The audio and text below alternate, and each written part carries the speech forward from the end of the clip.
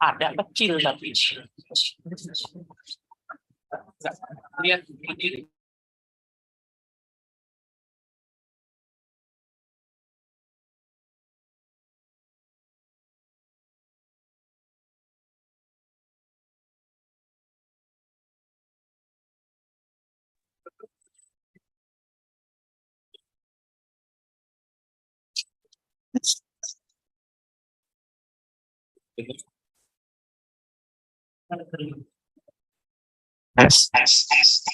Ya.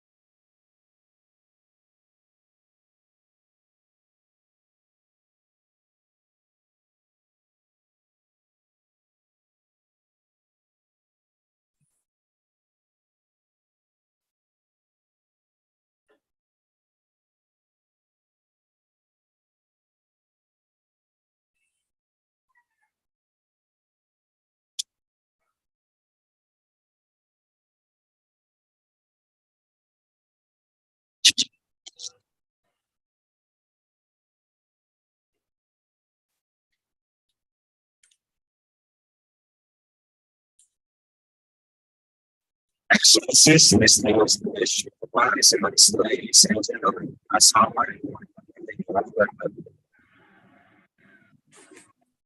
this,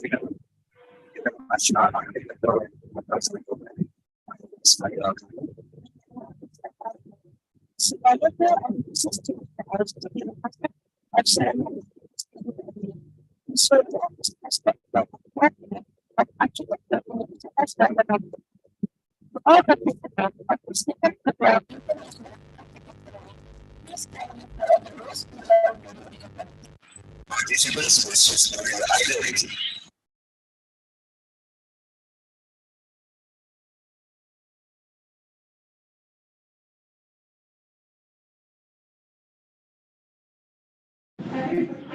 Enjoy the webinar session and ask different questions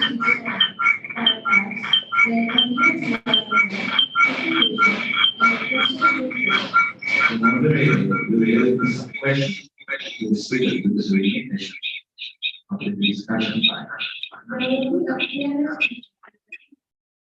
Please use the reference one to Certificate will be given. In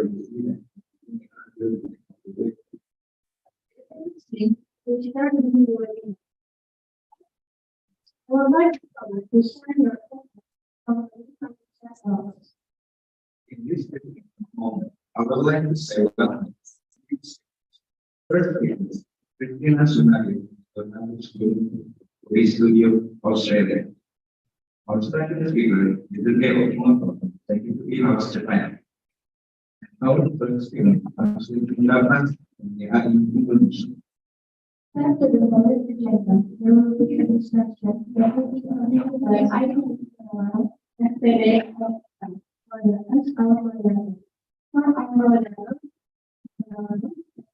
for the time is soon.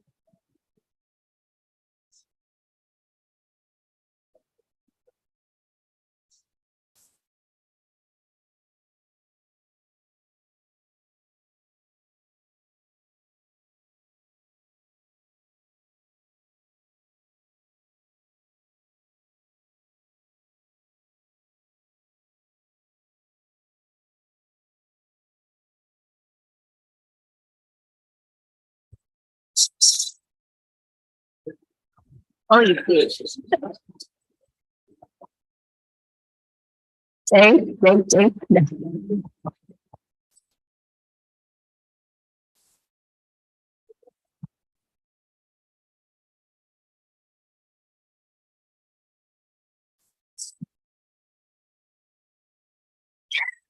Okay, thank you very much, MC, for the opportunity. Honorable speakers, distinguished guests, ladies and gentlemen, good afternoon. Assalamualaikum warahmatullahi wabarakatuh. Sabi po, I'm ICT Nara. It is my pleasure to be the moderator for this session. In this session, we will listen to presentation from our speakers. Before the presentation begin, I will read the brief curriculum vitae of our speakers. The first speaker is Donatus Gurnito. He graduated from Gajah Mada University from Bachelor of Architecture in Malaysia, and he started his job in architecture from 2010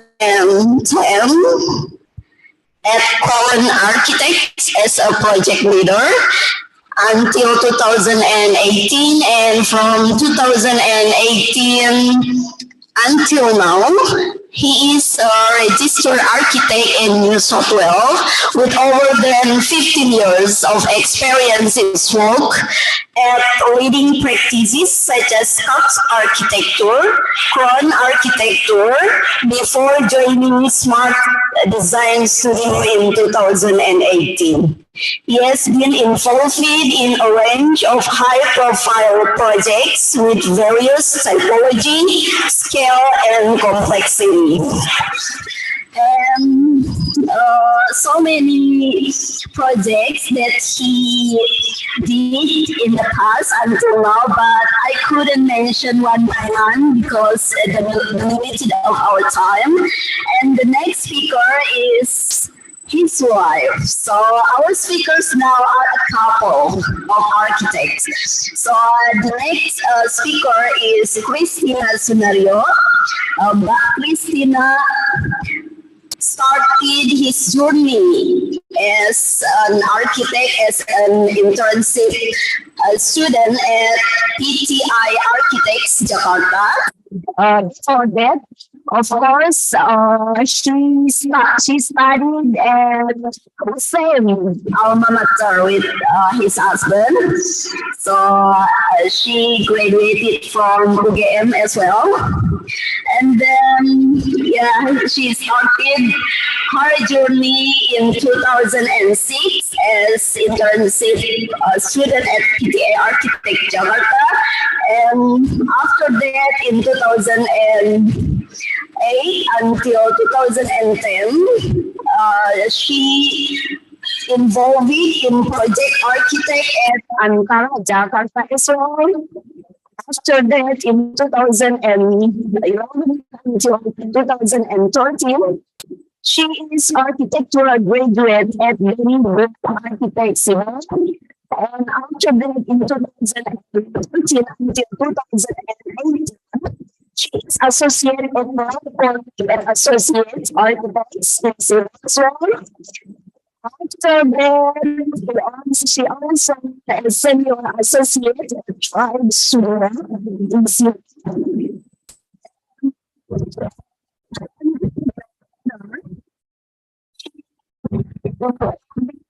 As an associate at Studio Finance, and from 2021 until present, she is a director at Current Studio Sydney. So please applause to our speakers.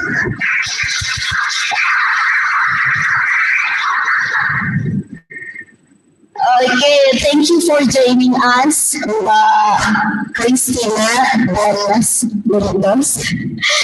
and it's our honor to have you all here in this occasion.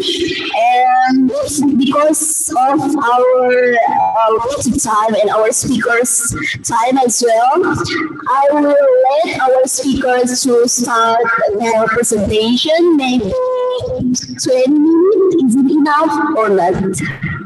20 minutes or 30 minutes? Okay. Please, you can start your presentation and your screen is yours. Thank you.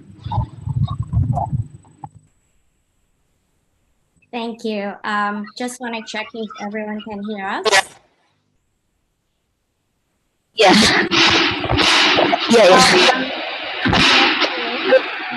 I know it's still 1:30 p.m. in Indonesia.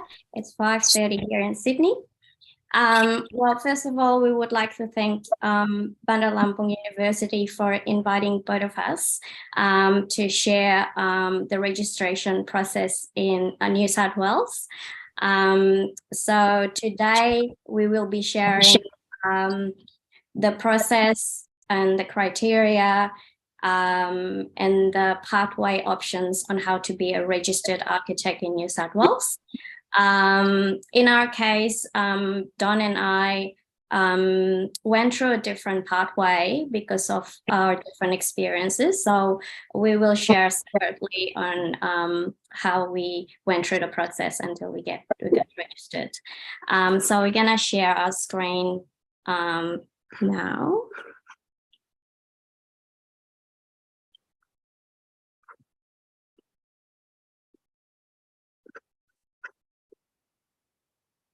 So can everyone see our screen? Yeah. Okay. All right. So I guess we're gonna start by introducing ourselves. So my name is Christina. So as mentioned before, I graduated from Gajah Mada University, Indonesia, in 2008. I'm a registered architect in New South Wales. I've had approximately 12 years of experience in Australia. And currently I have my own practice called Courier Studio, and I'm the director. So I forgot to mention, I want to clarify that both of us are not from the registration board. So we're just practicing architect here in Sydney. As also I mentioned previously, Don and I do work in different scale of architecture. So I do a lot of high-end residential projects, houses, from alterations and additions, and also new build. So these are just a couple of images of our work at Courier Studio. Hello, everyone. My name is Donatus. Some people call me Don. Same as Christina, I was trained as an architect back in Indonesia from Gajah Mada University, graduated in 2007 with a bachelor degree.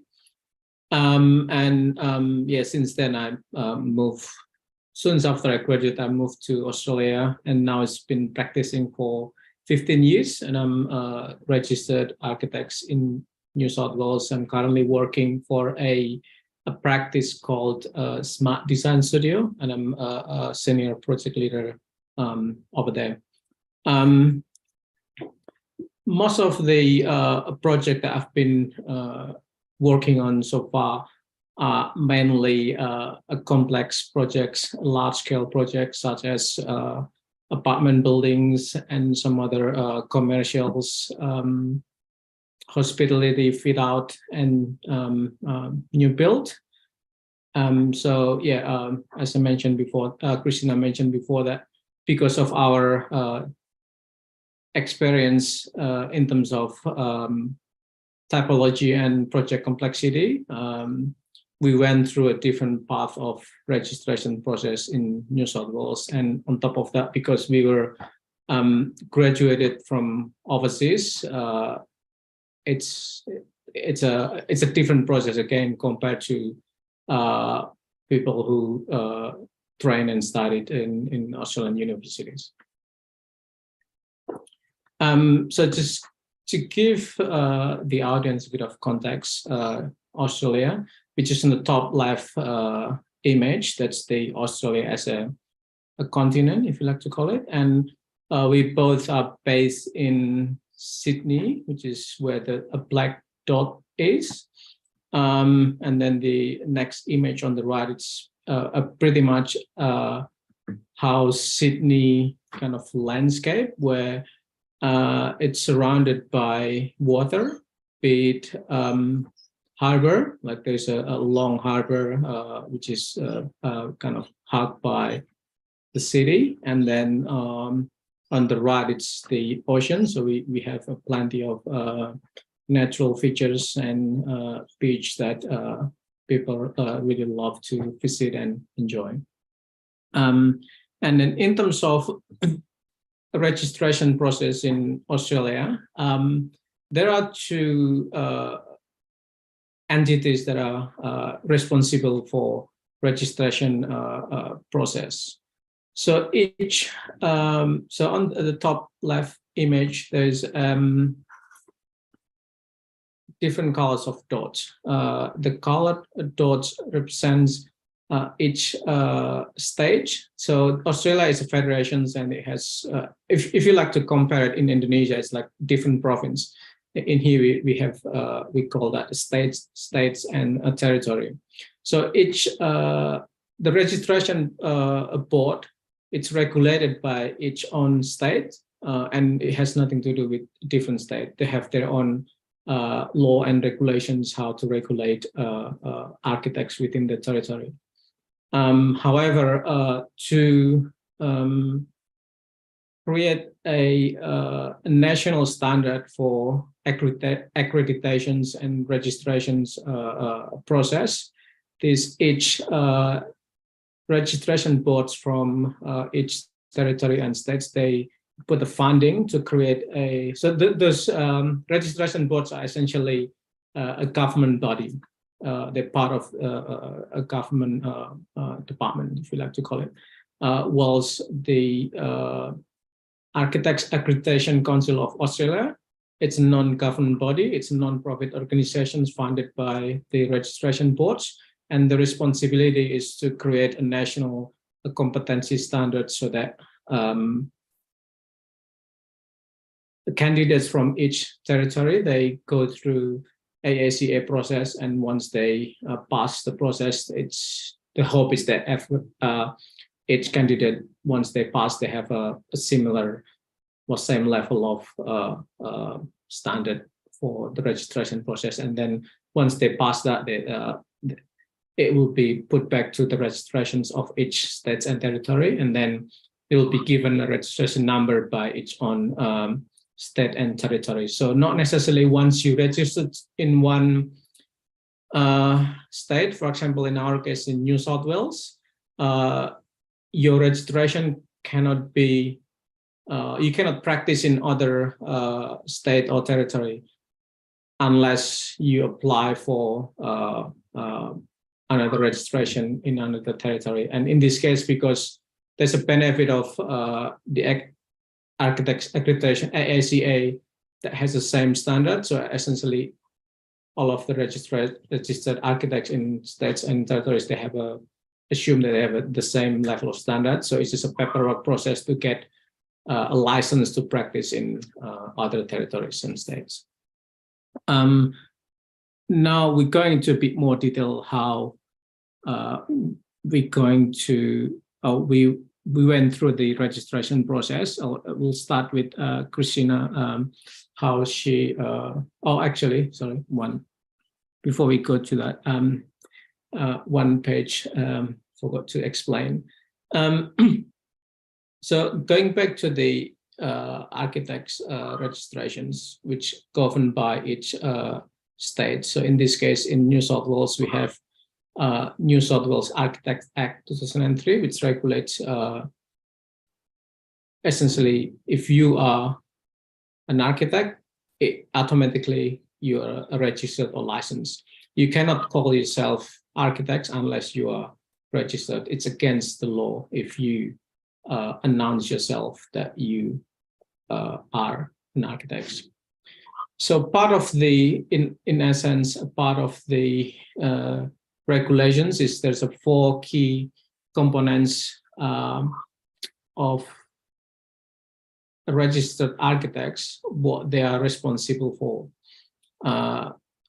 And the idea of this is to actually to protect a customer, which is clients who engage architects, so that they are protected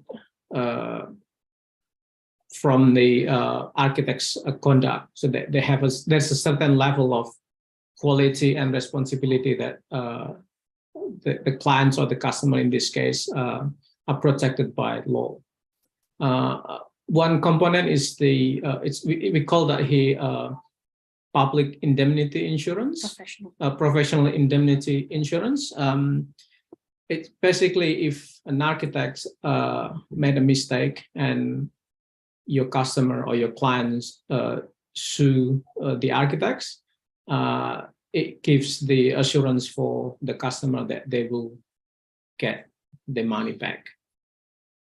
For example, if the architect doesn't have any asset to that part of the let's say court case, then the insurance will cover any error or loss out of this court case or civil case. And then second part is architectural services standards, which outline, it's a code of conduct outline. Mainly, it's actually the responsibility of architects towards their clients or customer. The third part is the continuing professionals development. It's like a points that every year as part of the renewal of registrations, they need to go through certain trainings and acquiring points. There's a minimum of points that you need to achieve, and also a different aspects of expertise or topics that you need to also cover. That's to ensure that the architects always keep their knowledge to the latest Technology. like technology or any change in regulations, building materials, issues, and other part of how you practice it. It needs to be relevant with your current situations. And then the last part is registration number. Once you registered, you'll be given registration number. There is one part that we forgot to put in this slide, which is it's a new regulation only applicable in New South Wales at this stage. It's called the Design and Building Practitioners. It's mainly to further protect a customer who are actually using or buying using architects or buying a product for architectural service for a multi-residential project. So that's another license that architects need to have if they want to practice and design or provide service for a class 2. In this case, it's a multi-residential building, which will be apartment, basically a dwelling that's more than two dwellings in the sites. That's considered as a class 2 buildings, and it needs to be first registered as an architect, and second, there's another registration to be able to practice. In a nutshell, this diagram basically explain the different path of registrations in Australia and specifically in New South Wales. So from the top, we split into kind of two type of populations or candidates who, if they like to apply to be registered architects. One is if you are trained as an architect through architecture school, and you gain qualification out of that, be bachelor or master degree. And then the second part, if you have no relevant architectural qualifications or degree. I'll start with no qualification, because it's shorter. If you don't have a qualifications and you'd like to apply as a registered architect, there's the ASEA, they have a national what's it, MPA? Do you know what's Program? Is that program? Or it's another process itself that will allows people who doesn't have a degree to be registered.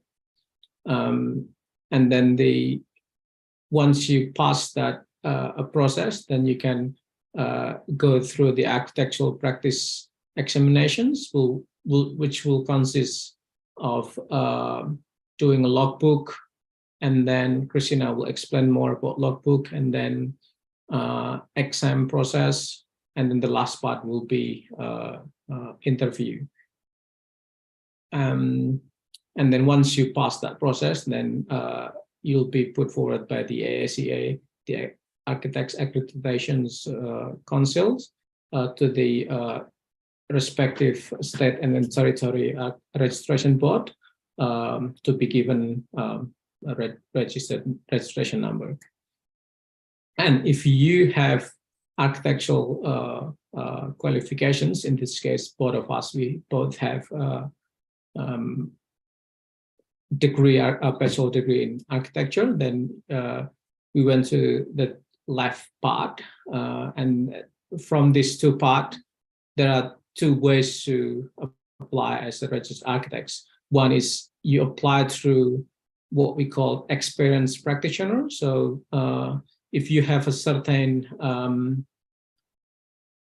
years of experience and criteria that will satisfy that, you go to that process. And then the other, if you apply without the experienced practitioner process, then you'll go to the middle part of the diagrams. And then between these two, you also, there's a sub category as well.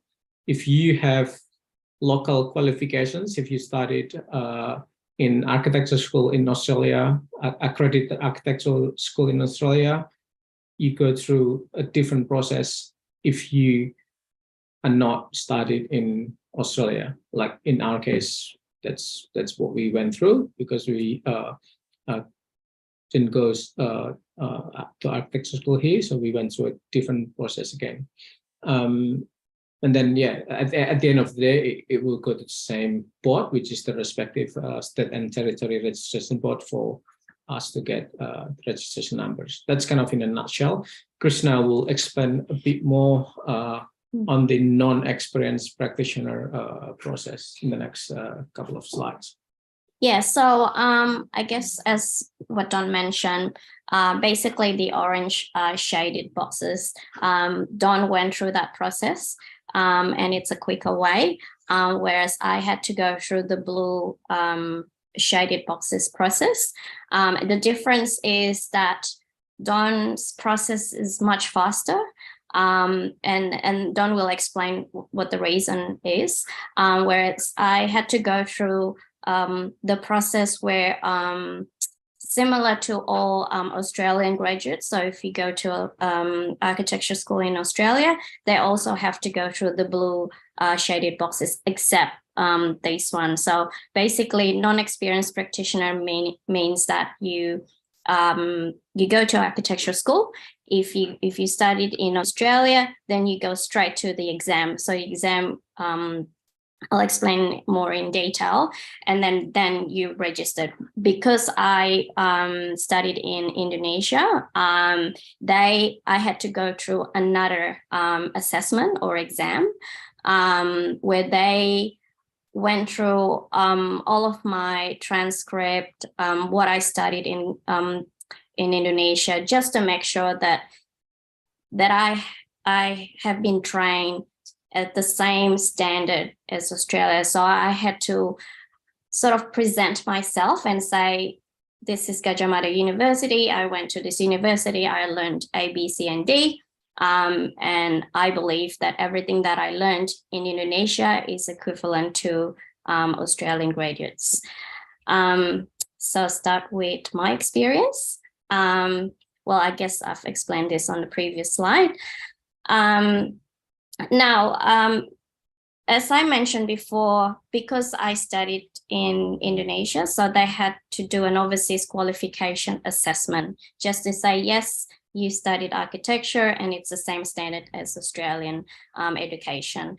And because when I applied, I had already 10 years of experience. So they gave me the option to do a combined stage, which means that they would consider my academic experience, like what I studied, and also what I have been doing in Australia as a practitioner. So I was working at another architectural firms, and therefore that I understand how the system works and about the architecture in Australia. So they considered both, not only my education, but also my professional experience.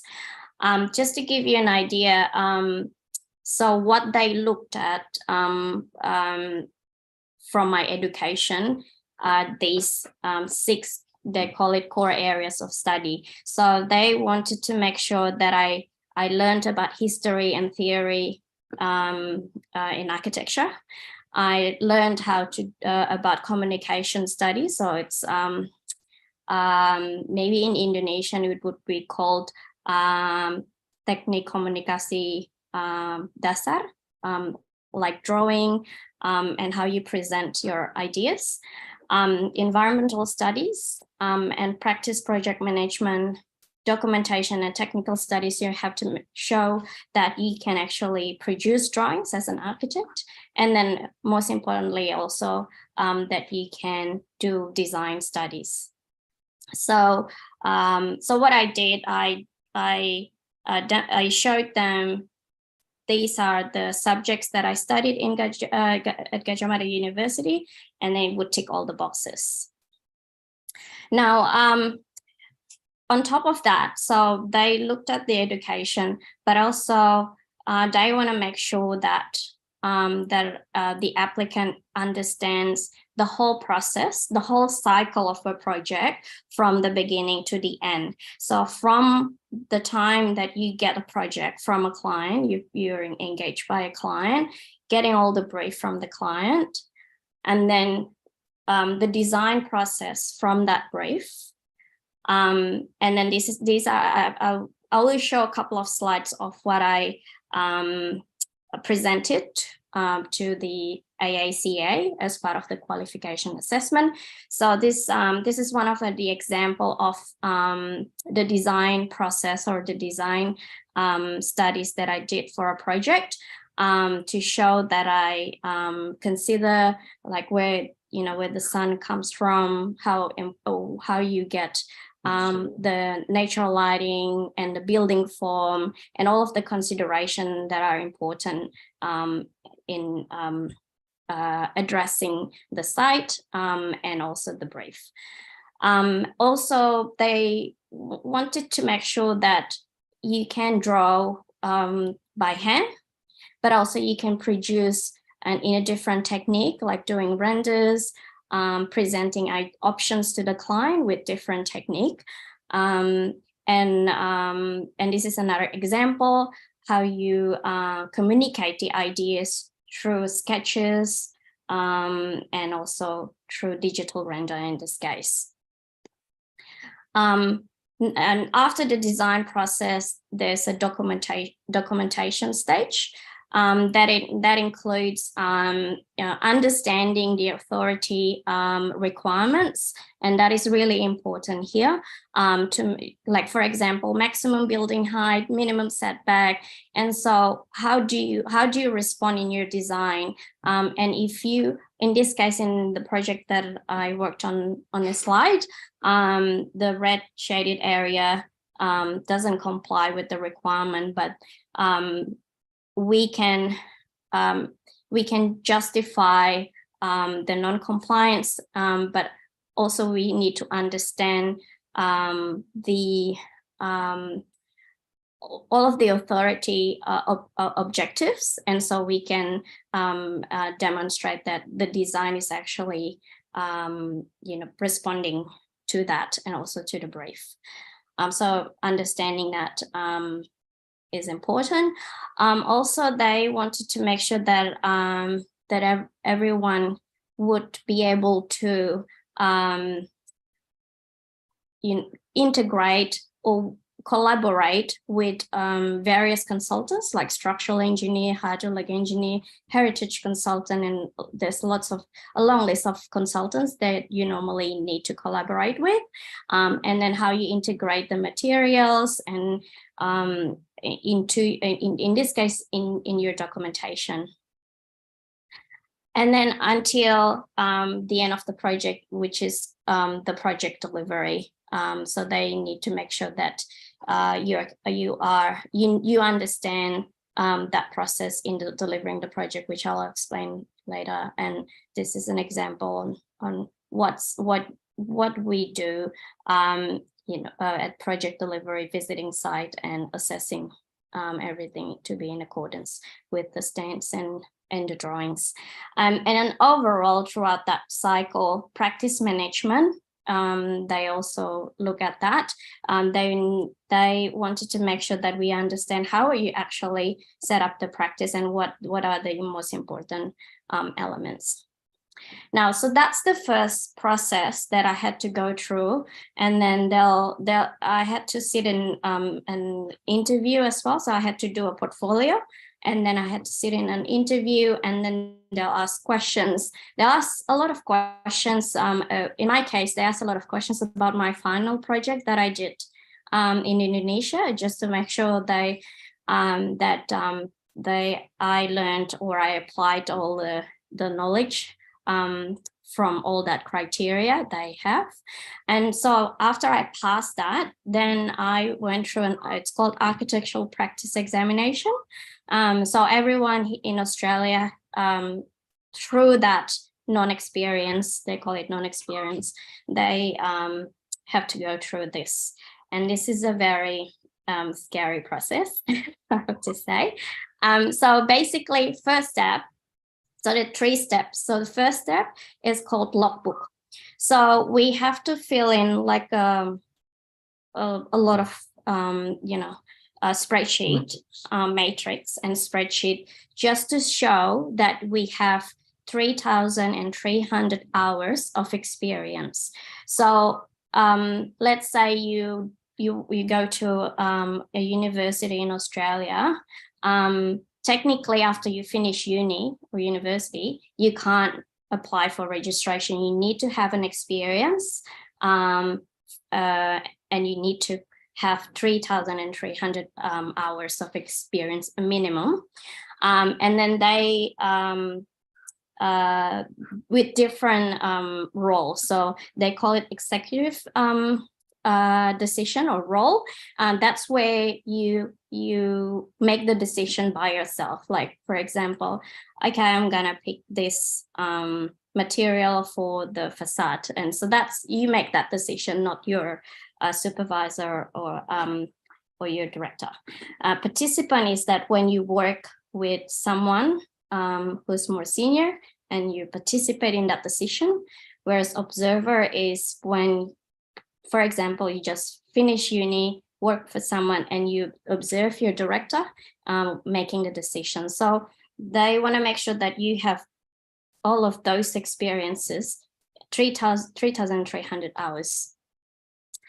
And then after that, step 2 and step number 2 and step number 3, it's the exam and the interview. And because I went through the process during COVID, so everything was online, and it was a very strange process, because you have to do it at home. No one's allowed at home, and you would be watched by someone through the screens to make sure that you don't cheat. And they want to make sure that there's nothing on your desk except your paperwork. And so with the examination and the interview, there's a lot of reading, there is a lot of discussions forum that you have to go through. So I think my preparation was around probably 3 months to study. It's like going to a university exam. It's quite full on. So so I had to learn a lot of things. So, well, everyone had to learn a lot of things. Have to learn a lot of things to go through this process. So we have to understand a lot of different things, even though they're not they're not necessarily architecture. So people say architects here have to understand a little bit of everything. So, for example, we need to understand about the law, even though we're not lawyer.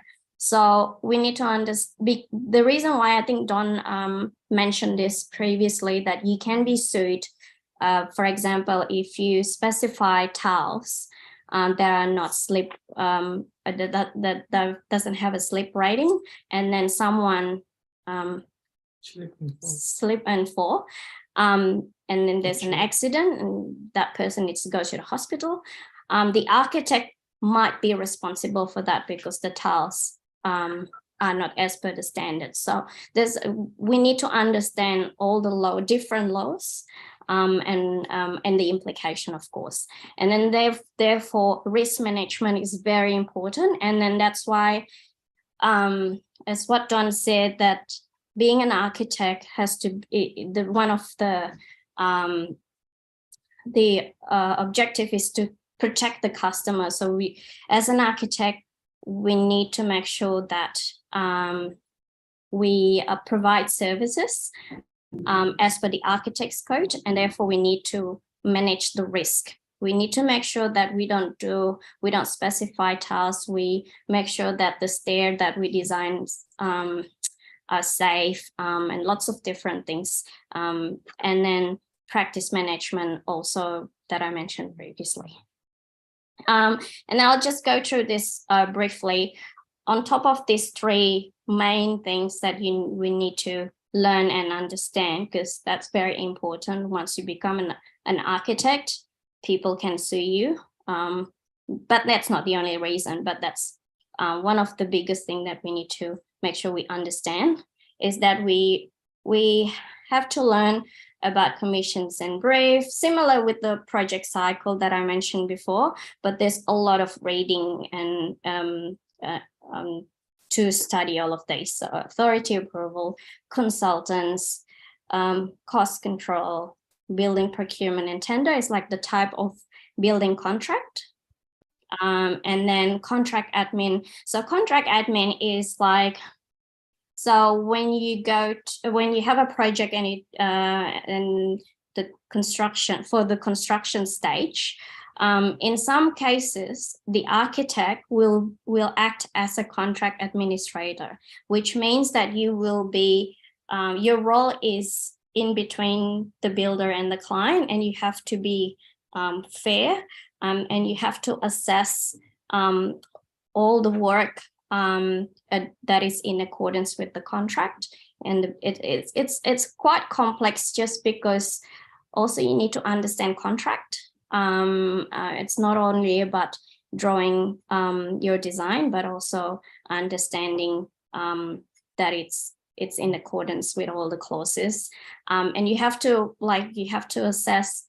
Go to site, you see, oh, this is not as per the drawings, you have to change it. And if the builder asks for more money, then you have to assess it, and just to think, okay, yeah, that's fair for the client. Yes, that's fair for the builder. So you have there's a lot of assessment and in the process. And that's one of the biggest thing in this registration process and studying. So, and I guess the next one is Don's experience, which is the fast track. Yes, so thank you, Christina, for the comprehensive explanations. I think in terms of the IACA objectives or Architects Registration Board's objective, they actually have the same objectives for every single candidates. So what they wanted us to demonstrate, regardless you had qualifications, whether you studied in Australia or studied overseas, what they're trying to get out of you is that you understand all of the aspects that Christina explained before. And because you have a different training backgrounds and academic backgrounds, there are variations of how they assess them. And in my case, what my pathway, it's called the experienced practitioners. It's a fast track process, and both can be applicable for local qualifications or overseas qualifications. The reason that why it's called a fast track process is because you don't have to go through the first qualification assessment if you are graduated overseas. So it's almost like a not bypass per se, but it's a combined process. So it's combined into one process, and it's faster. And then the second part that I didn't have to go through is the architectural practice examinations, which is, I would say, I'm quite grateful and lucky that I didn't have to go through what Christina's went through, which is demonstrating the 300 hours of experience in different roles. I went to an exams and interviews. I mean, I went to one interviews, but basically the process is much more simpler and faster. If I have like in Indonesian, you would say curang. Oh, let's call it. I'm more experienced practitioner. That's a benefit of that. I guess I'll explain why I'm able to go through that process, whilst Christina need to go to a different process. So that's why I have this slide here, the criteria or the main criteria of eligibility for a candidate to be able to go through a fast track process. So one is the qualifications in architecture. And that's not just an architectural degree, but we also need to demonstrate or prove that with the degree that we acquired from the country of origin, in this case, Indonesia, that with those degrees, we are actually eligible to apply as a registered architects in the country of origin. So we had to do a bit of research from the what do we call that? The Architectural Registration Board in Indonesia.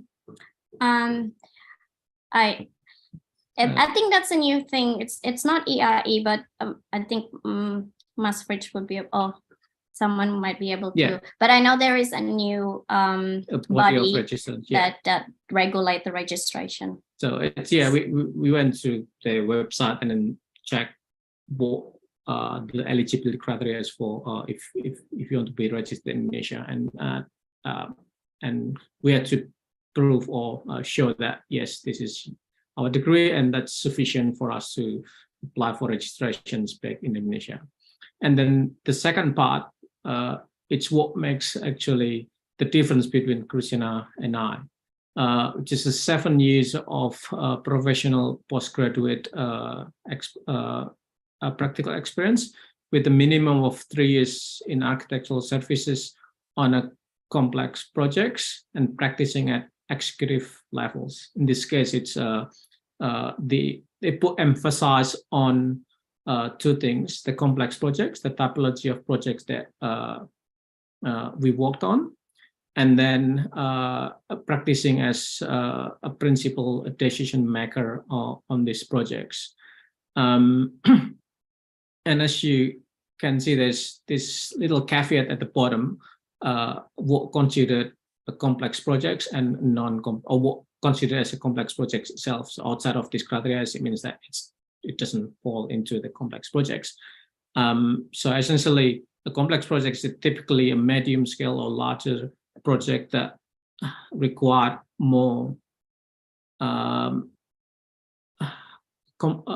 consultants. Let's call it I think it usually starts with a different class of building classification. So in Australia, we have a 7 or 9 actually, and a bit more different building classifications.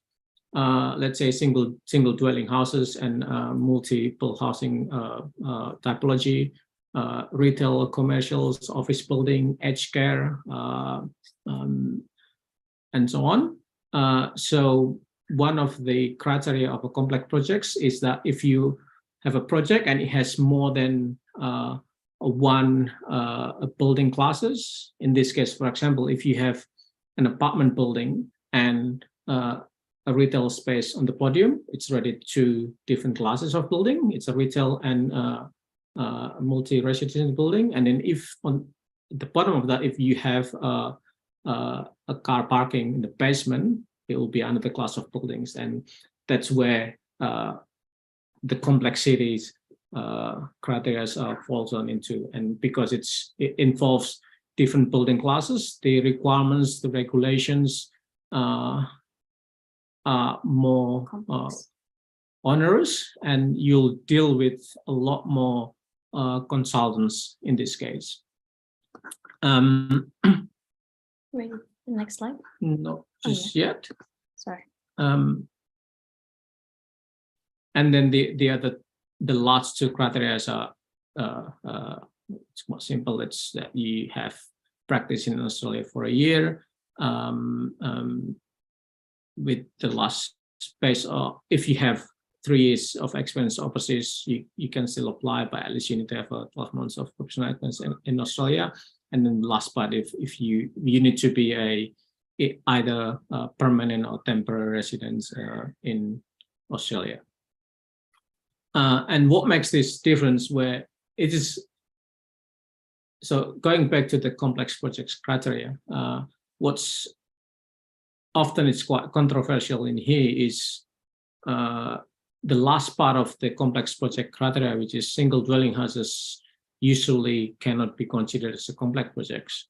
Was in this case, or in some cases, it's not always like that, because some single dwelling house project can be quite complex. It involves a lot more consultants. If you have a swimming pool, you might need a pool consultant. If you have a site that has a steep and different topography levels close to the water, you might need a geotech engineer. And if maybe it's located on an area that it's a high wind, you probably need a wind consultant. So some of those consultants, usually it's quite normal for a project that I've been working on, but for houses projects, normally they don't have this kind of consultants. But often when you put forward your portfolio and you only have single houses projects, even though you have some of these consultants involved, they don't consider them as a complex project. And in this case, even though Christina has the same level of experience of me in terms of how long we've been practicing in here, how we manage projects, administering projects, and involved in the same level of or similar level of practice management, because Krishna only working on a single dwelling projects, she can go through the fast track projects, a fast track registration process. And this has been this has become a lot of big discussion within architects here, because a lot of people, including me, think that it's not fair, because single dwelling can be complex, and then a lot of the things they ask at the exam, that they are the things that people who work in a small project do, whereas Don, for example, Don doesn't do contract admin at construction because it's a bigger scale. So contract admin that I mentioned before, whereas people like me who work in a smaller scale, we do a lot of that. So it's quite a lot of people say it's quite ironic that the current system is like this. So there has been some critics about it, yeah. So I think everyone is working on that. Yeah, I think what Krishna is trying to say is that in a smaller project, if you're working on that, you actually need to know everything from A to Z of the projects. You basically need to live through and know every single corner of the projects. And that is a complexity itself. That includes administering the contract.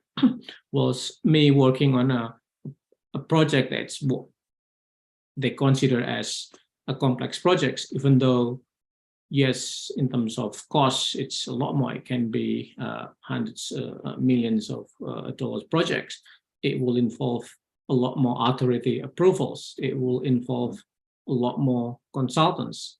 But in reality, in practice, my architect's role in this kind of projects becomes narrowed down into, let's call it, just only design aspect of the projects, because a lot of things you relies on this specialist. So it's almost that my role in the complex projects, it's actually quite simple because I only focus on design, and all of those I just need to be aware and coordinate with other consultants or authorities in the project, and including administering the contract. I don't usually need to administer the contract itself. I just need to be aware of different type of building procurement that the clients employs. And then, yeah, just to give you a bit of, I won't take this too much longer, just give you a bit of example of what I had to go through in terms of registration process. And only the process is only, it's quite simple. We submit our resume, reference letters. Yeah, we can show you. Yeah. We just need to submit resume, basically outline what you experience, and then two reference letters. One, it's from your employer, your current employer, and then the other one can be from another persons, be it your client, your builder, or project manager you were working with before. And the last part is the a portfolio and also a checklist of competency levels. So I'll just skip this part a little bit. This is just a simple resume, basically my experience, project that I've been working on, what role I was on that projects, and it can be quite a simple few lines of explanations. And then this part is the most important part of the submissions, along with the portfolio itself. And as Krishna explained before, there are different criteria of competency levels that I need to demonstrate so that they satisfy with my competency levels. So first part is you be given a checklist, and then you have different projects that you submit as the case for your applications. And then there are criteria that you need to take if you believe that you satisfy those criteria in this particular projects. And then this will be cross-checked with, or it will be, you'll need to demonstrate that further through your portfolio. The portfolio format is not a graphic portfolio that normally architects provide for either job applications or trying to bid for jobs. It's more about demonstrating your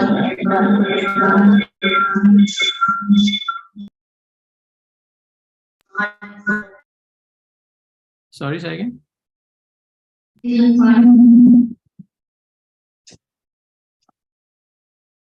Sorry, we can't hear that. We can't hear you. Is that the time? Is that? Yeah. Okay. Yeah. Okay. Yeah. This will be very quick. This will be just the last bit. So, for example, in here, I just needed to explain. First is what type of building classes to demonstrate that this is a complex project. It says that you've got class 2, 6, and 7, and then a cost of work. Usually, the cost of work will indicate how complex the project will be. This is $140 million projects, then just a little bit of image, but that's kind of not so important in this case. What's important is what your role in there, and then you'll explain this competency criteria, let's say E1, and then which competency levels or criteria you experience on that project. You explain what your role in there exactly, and then once they're satisfied with your portfolio, they think that yes, you met the threshold, and then with your portfolio and these applications, you'll be invited to an interview. They will scrutinize a bit more, asking questions in these projects? Did you really work on that? What did you do? If there's any case A, B, C, D, what would you do on that case? And once you pass the interview, or if once they deem that you meet all of these criteria that you put forward to their satisfaction, then the ASEA will recommend you for the Architecture Registration Board to get the registration or to be registered architects in your own state. So basically we've got 7 projects. I didn't go through every single of them, but yeah, they will ask questions out of your portfolio basically. Yeah. Thank you. Sorry for if it's getting dragged on too long. Also, I think we wanted to clarify about the difference, I think, between association and registration. So here in Australia, we call it as registration. And once you're registered, then you will become a registered architect. Maybe in Indonesia, it's called license, but it's different with the association. So one thing actually, as we mentioned earlier, that if you call yourself an architect, you automatically need to be registered. Yeah. And if you actually register architect, then you can be sued based on the Architects Act. But if you, let's say, you're a client and then you engage a designer, not a registered architect, it will be very difficult for this client to actually sue the designer if there's something wrong with the project, because there is no legislations protecting the clients as designers. But if you engage an architect, then you automatically be protected under this legislation. Yeah, so for me, for like 12 years, and for Don, maybe for 15 years or 14 years before you got registered, we couldn't use the word architect. So we can't say, hi, I'm Christina, I'm an architect. We can't do that because it's against the law. So we always have to call designer or, which is quite strange. But I think that's it. And happy to answer any of your questions. And thank you very much. Hopefully that's clear and helpful, I guess. Thank you.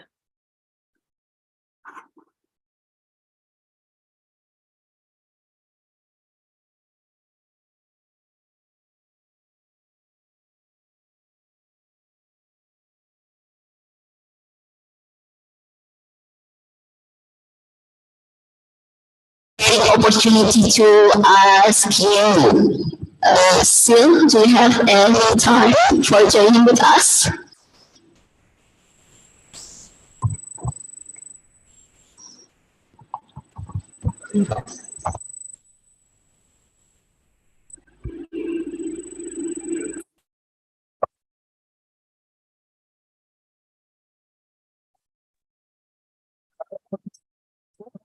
I think we get participant who want to ask Mr. Randy, do you have him one? Okay. Okay, can you hear my voice? Can you hear my voice? Is it clearly? Yes. Okay. Sort of, but yeah. Thank you, Don, Christina. Hello, I'm Randy from Bandar Lampung. I got one question, but it's kind of silly question. Does the architectural board regulate the billing rate for the architect? The billing rate, the fee for the architect. And then if you don't mind sharing us how much you're being paid based on the project, but if it's kind of confidential, it's okay. Sorry, thank you. Okay, thank you for the question. And just I guess just to start, there is no silly questions, so you can ask any questions. To answer the regarding the fees, so the so there on top of the registration board and the accreditation ASEA, there is also called an institute. So institute is more like ERE. Association. So ERE, if you're a member of ERE, if you're a member of the institute here, you will get, you can get it's called client architect agreement. So that's your fee proposal, and so all the clauses. So you can get that for free if you're a member. So you have to pay for the membership, of course. And then in there's like the standard fee structure. So maybe I can share in my case for like houses, but I guess for you it will be similar. Yeah. So basically it's based on the stage. So start with concept design development, and then authority. So authority is probably like EMB in Indonesia. And then you do construction documentation. So it's all by stage. Now, you have a couple of options on how you charge the client. So you can charge based on the percentage of the value of the work. Let's say to build this house, maybe it would cost $1 million, and then you will decide that you will charge, I don't know how many % of that. That's one option. Second option is to do a lump sum fee, which is a fixed fee. And then you can do an hourly rate. So here in Australia, I think, I don't know if you're at I think I gave a presentation a long time ago, not a long time ago, earlier this year. And I shared about how in Australia, you have to make a record of what you do, and everything is valued based on the time. So let's say you do this set of drawings for 8 hours and your fee is this much, then you can charge your client 8 multiplied by your hourly rate. So the I think in a nutshell, there's 3 options. Now, in terms of how you charge the client, that all depends on every architect. So I've worked at a lot of different architectural practices, and they all do it differently. And it's based on how you run the practice, how big your practice is, and how do you actually make profit. Like basically, if it's a scope of work that you know that it would take 2 days, then you probably would charge a lump sum fee. So, but if you think, oh, maybe it's 2 days, maybe it's 5 days, if you do a lump sum fee, you would not get profit. So you probably would charge hourly rate. So there are different factors that you need to think about, but that's basically, yeah. So, and just if you want to know, maybe I can't share all the details about the rate, but just to give you an idea, generally, if you're like a senior level, your hourly rate probably is around $180 or $200 per hour. Yeah. You probably want to share, like, in a projects as a rule of thumb, what percentage for construction documents? Yeah, for concept, construction documentations, 1% here, 2% there. Or... I think, yeah, there are people who do that, but I've never experienced that system. I know there are architects that do that, but in my experience, it's always based on the project, and then you'll assess how complex the project is, how long it would take, then you'll make a decision, okay, let's make a lump sum, let's make an hourly rate or a percentage. Maybe Don wants to add. Yeah, no, I think it's in principle it's the same in the complex projects. The fee proposal will be structural, similar as single dwelling houses. You have a preliminary or initial design or site studies, and then a concept, sketch, design development, authority approvals, or design development.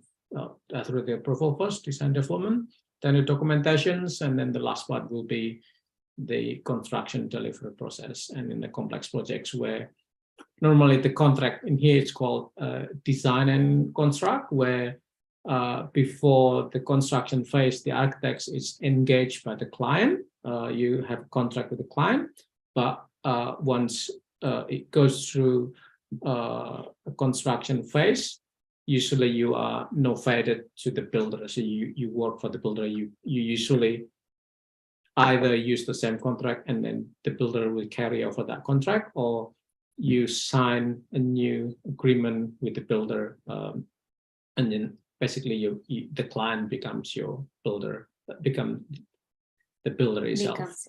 And then just to answer your first questions, is there any regulations or about the fee, how much fee you can charge?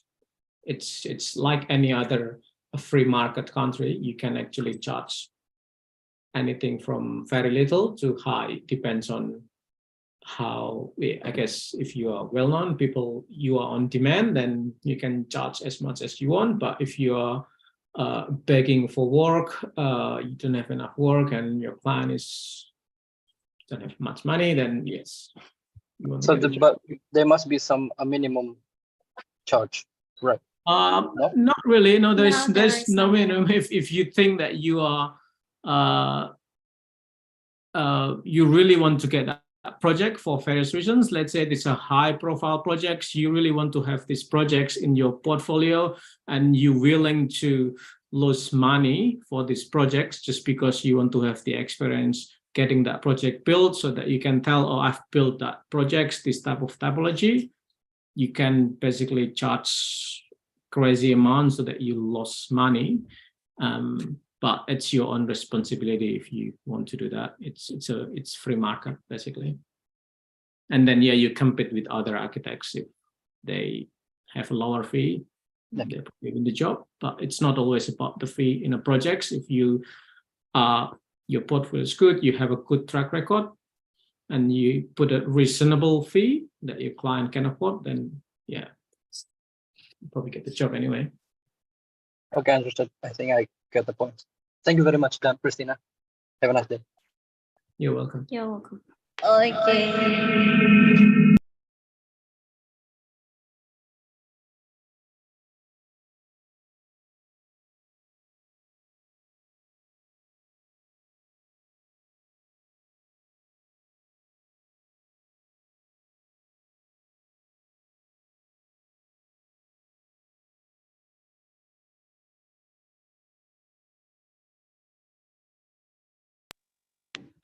Okay.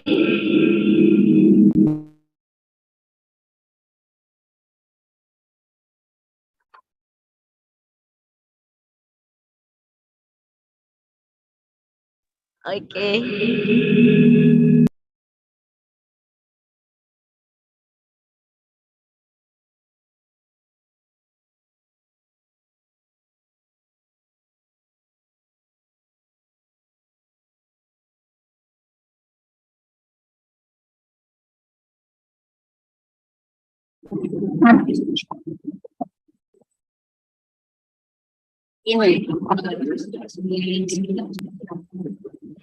Hello.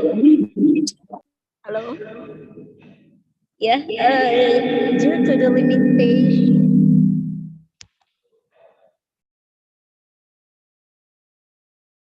We can hear you.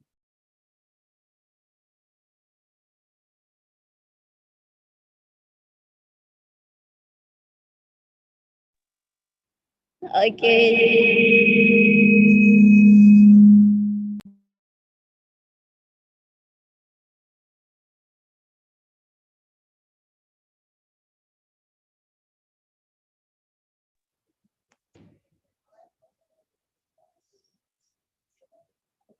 Okay, thank you for the speakers, because we have limitation of time, so we would like to thank again to our speakers and to participants who gave questions. Thank you very much, Mas Agun and Mbak Christina. And I will give the forum to the moderate, to the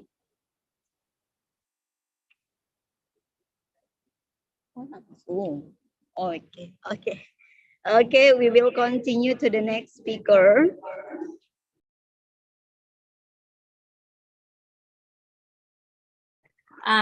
sorry to interrupt, but can you hear us?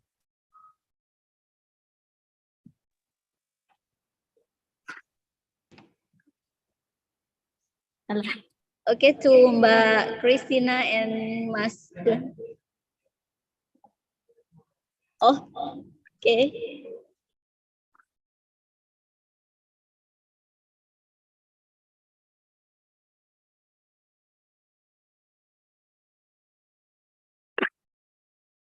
Just a second. Okay, Mbak Christina, do you have any question? No, I just want to say thank you again for having us, and we just want to apologize that we can't. We have to leave, and we can't stay until the end of the talk with the other two speakers. But thank you for having us.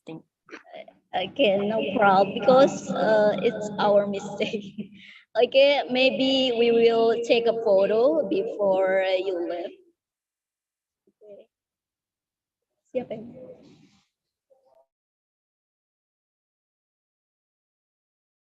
Okay, to all participants, please open your camera and we will count. 1, 2, 3. Okay, next. 1, 2, 3. Okay. Thanks again to our speakers for joining us. And let's give applause.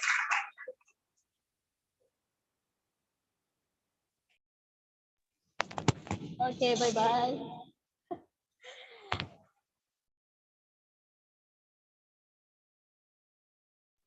Okay, let's continue to the next presentation. The presentation will be the report by Okimoto-san from Sekisui House, Japan. He will present about architecture practice and association in Japan. And before that, I would like to read his curriculum vitae. Oh, nggak usah. Hi, Yeah, welcome. can you hear me? Yeah, you are audible. Okay, let me to read your curriculum vitae first. Yusuke Onimoto, born in Kitakyushu in 1989, graduated from University of Kitakyushu in 2012, got master degree in 2014, registered as an first-class architect license in 2019, assigned Hitachi architects and engineers in Tokyo from 2014 to 2022. Now he is working at Sekisui House. Okay, because your time is limited as well, maybe I will let you to start your presentation. The screen is yours. Yes, and good afternoon, everyone. Yes, and now 5 p.m. in Japan now, so sorry in advance, my time is limited, so I will start my presentation. And first of all, thank you for inviting me for UBL, ending the Environ-demic. So I will start my presentation. I will share.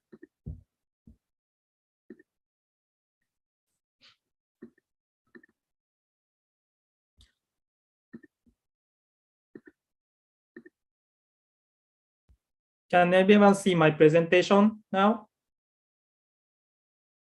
Yeah. Let's start Environ-demic.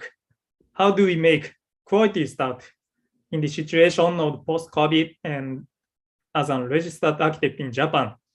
My name is Yusuke Okimoto, so please call me Oki. Today I will talk about my profile and my career and study and today's topic. Let's start. my name is Oki again, and my profile is shown below like this. I graduate University of Kitakyushu Architecture Department, and I will do some internship during the career in University of Kitakyushu. And now I'm working in Sekisui House. Before that, I was in Hitachi Architects and Engineers as an architectural designer. This is my school project when I was young. It's the quality is not good, but I really like architecture design, and I do some project like this. And after I joined Hitachi Architect in Japan, I will design some office building and warehouse and like a facility for manufacturing like this. Okay, let's go to today's topic. Today, I want to talk about the registered architect license in Japan that you all want to know. And next, work as an architect in Japan, the difference between US and Japan, because I was in US for half years and 3 years ago. So I will show you the difference. Regarding the architect license in Japan, there is writing and drawing test. And usually writing test is in July. The time is 9 a.m. to 6 p.m. So it's gonna be a long time to answer. This is a paper test, and we have 5 categories. One is design, history, and planning. And next, environmental planning and MEP. And the third, we have the architecture law. And next, structural design. In the last, we have construction. So we have 24 first design test, and next environment and MEP for 20. And law is 30, and structure is 30, and construction 25. So totally 125 answers we have to answer. So we have to care about the law because we have earthquake, same as in Indonesia. So we have to design about the seismic or like a steel frame or reinforced concrete or wooden frame. So we have to study about structure and law. We also have strict law in Japan, so we have to care about where to build and how to make the volume. And we also have to care about living inside of the room, something like that. So that's why we have so many answers for law and structure, 30. And regarding construction, we have to know about construction. How do we construct as an architect, not as an construction company? But we have to join the meeting with a construction firm, so we have to know about that. And we passed this writing test. We also have next test for drawing. It's held on every October from 11 a.m. to 6 p.m. It's also quite a long time to draw. And the example test is like 2022.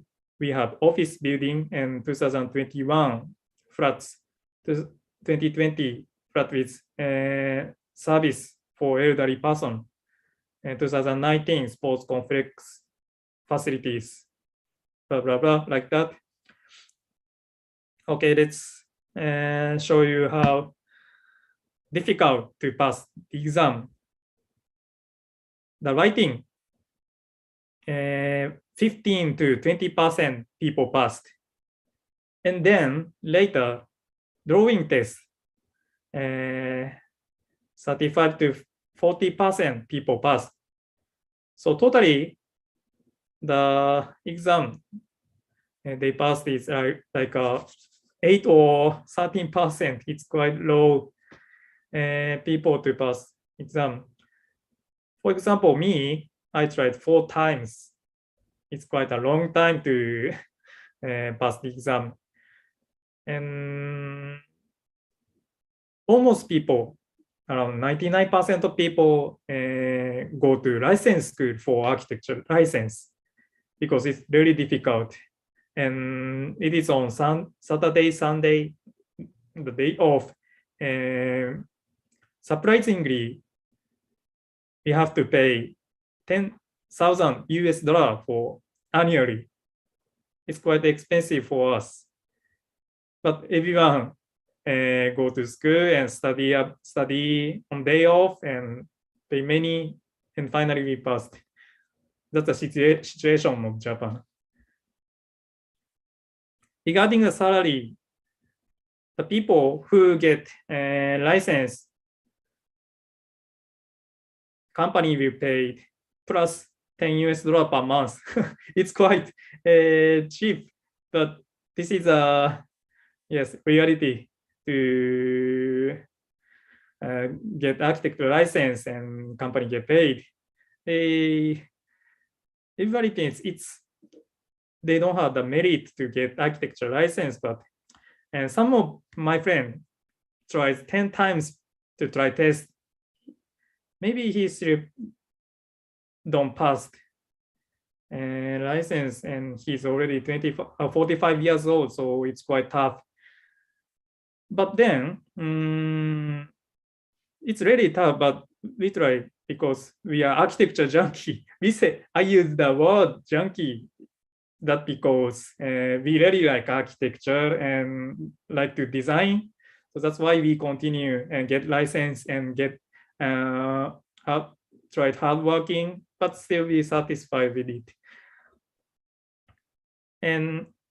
But luckily, if you get architecture license, it's really easy to find a job in any ages. It's kind of easy to tell company I qualified without telling them I qualified. So to get license is more important things than like a career. So it's worth getting to get license. And back to the title. So I could make quality start. It means new job for Sekisui from Hitachi in the situation of post-COVID. I don't know, it's the circumstances post-COVID in Indonesia or not. In Japan, we still wearing the face mask, but everybody people go outside and traveling and enjoy walking around the city. So that's why I use the word for post-COVID. Okay.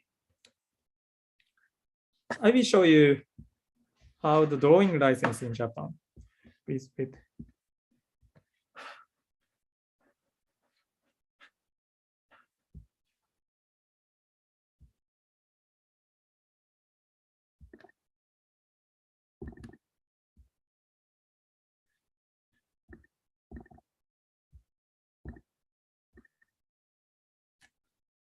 Okay, I switch the display, and this is a answer. One of the answer for the license. We have to draw by handwriting, and we only have the how many?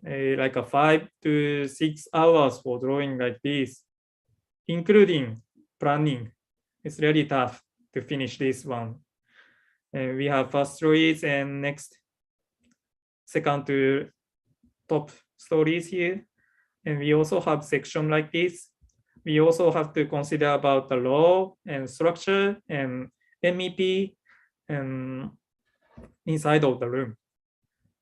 And at the last, we calculate how many square meters of the room and is valid for the site or something like that. If we mistake only in small figure, we cannot pass. It's quite tough. Okay,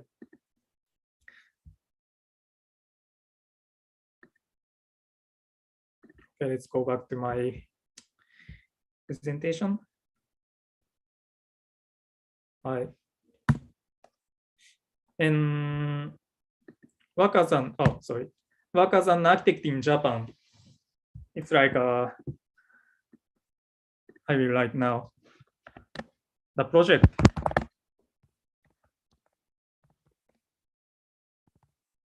always on time. For example, if you want to finish the end of the year, for example, for the project, we have to finish 1 week before the project. Like the deadline of construction is around, let's say, December 20. We have to finish around December 13. So we have to get permission from the government. That's why we have to finish on time.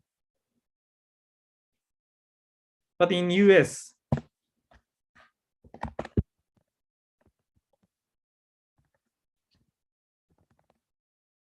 some delay happens. It's really difficult to manage the time in US because working style of US is quite different from Japan. So that's why I surprise them, and that is one of the hardest things to work in US. But this is culture, so yes, it's okay for me now. And work as an architect in Japan is like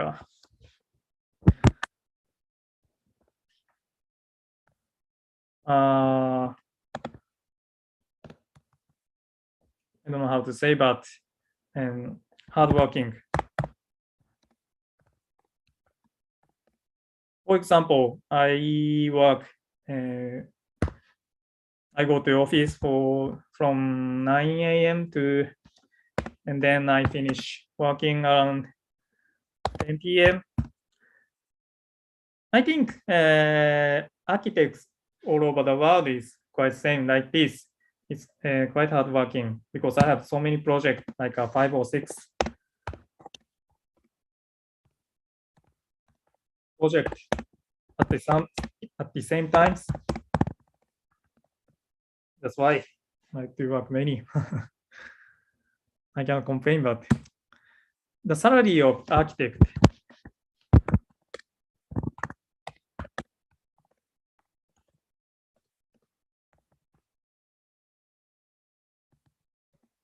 I think it's average, middle.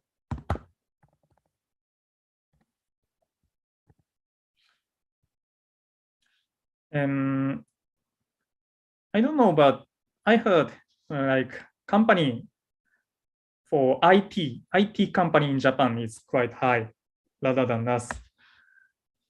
For example, Japanese, like a Nintendo is Nintendo.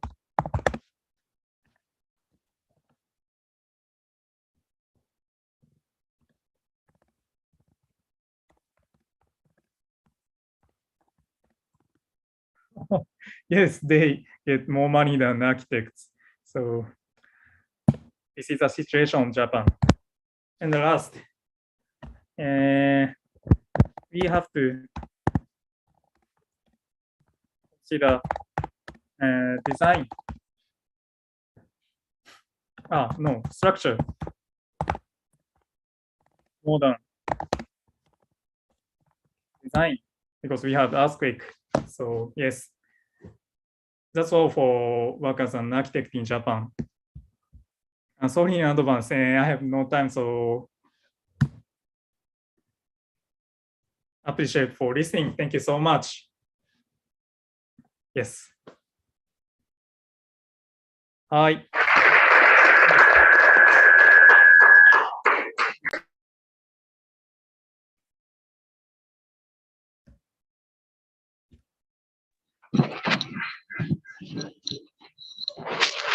Thank you. Thank you so much for the informative presentation, and it looks like the same situation in Indonesia. We spend a lot of money for getting our education, but when we get job as an architect, our salary is lower rather than others. Really, it's good to know about that. Maybe same as all over the world, I guess. Okay, Patrick. Here we have a participant who want to ask.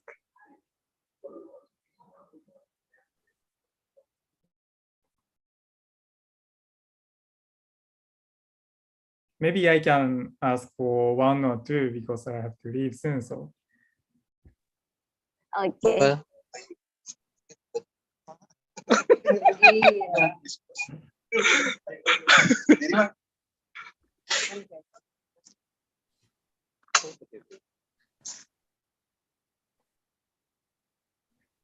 Yeah. Hello, everyone. Thank you for presentation, Mr. Yusuke. Okay, Okimoto. Okay. Maybe I want to ask with bahasa ya. Oke. Kalau seandainya tadi apa namanya ngomongin salary itu apa namanya maaf, kalau ngomongin kegiatan sebagai arsitek di sana kayaknya padat banget ya, dan lisensinya pun cukup lumayan menantang. Nah, namun apakah sebanding dengan pendapatannya? Seperti itu. Jadi how about salary for the fresh graduate maybe or senior architect like that. okay, and after graduate and fresh guy for the salary. Sound. Can you understand the question? Okay, son. Yes. If you After don't graduate and senior, the difference of the salary, right? How much for the first grade? How much for first year, and how much for the elder, right? Yeah, and he asked as well about how worth it the salary if we are architects in Japan compared to our money that we spent when we were studying. Good question, I guess. For example, and there's the varieties of salary we get. So first grade it's really cheap, and go to senior it gets higher. But even the higher salary, like an IT company get more, and architect firm get less. So, but we still have to go to school. So yeah. Sometimes I feel it's not worth to get license, but we have to get license to know about the architectural design. And it's okay. 10 years. Okay. Okay.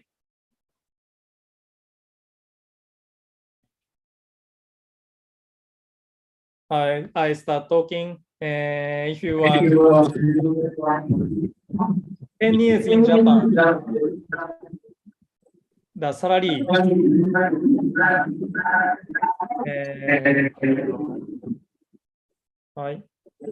okay. Work in Japan 10 years and was getting license. This is okay. I will yeah.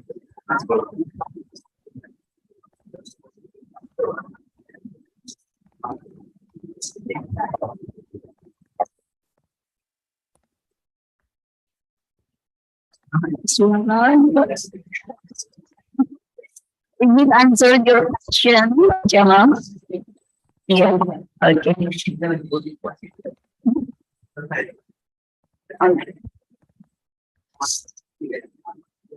Do you see my page? What can you and was paying for license too? Oh, yes. Okay. Yeah, it's quite not worth it. Yeah, I think it's quite similar with Indonesia, but I didn't think about that before you explain it. So we guess that when we are architects in Japan, we can get a lot of money. Okay, maybe next question. Is there any question from Zoom? Nggak, dia boleh buat lagi. Maybe Mr. Prince, do you want to ask?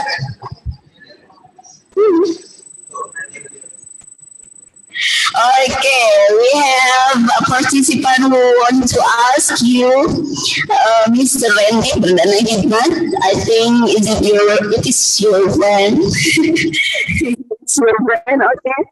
Go ahead. Okay. Finally, I raised my hand again. レンディ久しぶり。久しぶりです。Okay, yeah, a short question since you said that you have to leave. As I know, in Japan, you have two level of architect, Ikkyu Kenchikushi and Nicholas Kenchikushi, right? Nikyu Yep. Kenchikushi. The question first, what's the requirements to become eligible first and second, and then the second is how is significance different between both role, the second class Nikyu Enchikushi and Ikkyu Enchikushi. I mean, is it different categories? For example, for instance, we in Nikyu plus Enchikushi, we cannot involve in high-rise building or in the first class until we get our first class. Then we can involve in kind of complex building. And what you are in now, Nikyu or Ikkyu? Ikkyu, I have. Ikkyu? おめでとう。Thank you so much. ありがとう。すごいすぎる。はい Okay, thank you. Okay. 2級建築士、we call 2級建築士 is the second class architect license in here, and that is limited to design high-rise building. We only design second floor and less than 1,500 square meters building. It's quite limited. 2級建築士 second class license is only for housing or small flats or something like that. So almost guy get first class license, unlimited, everything we can. But it's really difficult compared to second class license, because second class license, I got second class license when I was in graduate school. But first class license I got recently, 7 years career, and yes, we also have to go to schools. Second class license, I didn't go to school, but first class, it's really difficult, so I went. But the contents of exam, it's all the same. But first class license, we really have to study long time. It's really difficult. Second class easy, first class extreme, like that.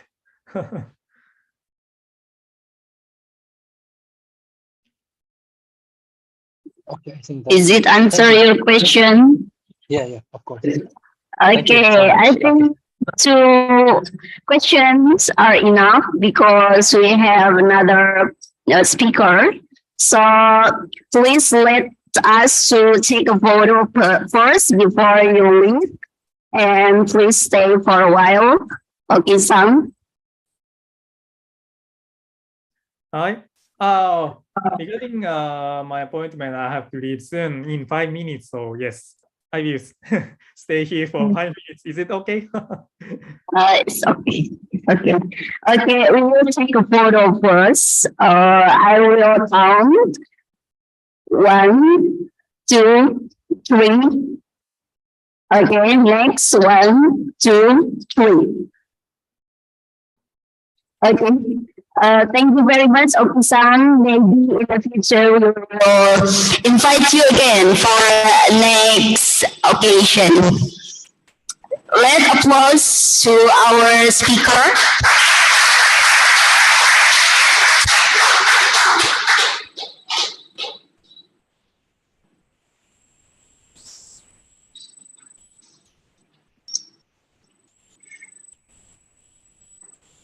Okay, I will return this forum to MC because we have some activities to do before the next presentation.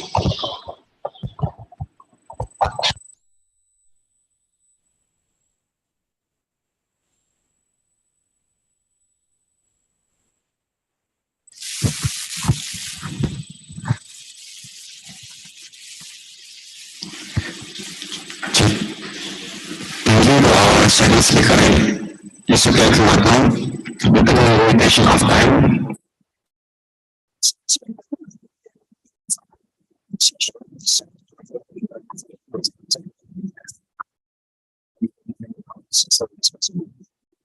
Next, we would like to invite a board of faculty of Business Fundamental to deliver the meetings. Please be provided. Dr. Susilawati, MP.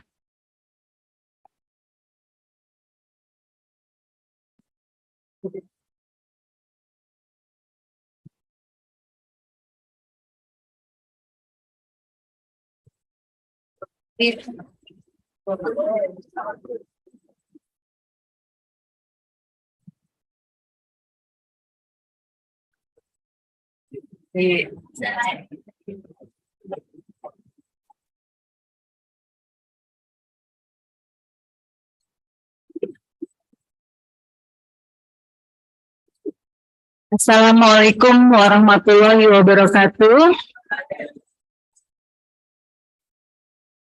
Selamat siang yang terhormat Bapak Ats Dadang Setiawan IAI selaku Ketua IAI Lampung, yang terhormat rekan-rekan dari Asosiasi Ikatan Arsitek Indonesia Provinsi Lampung yang sudah berkenan pada hari ini, yang saya hormati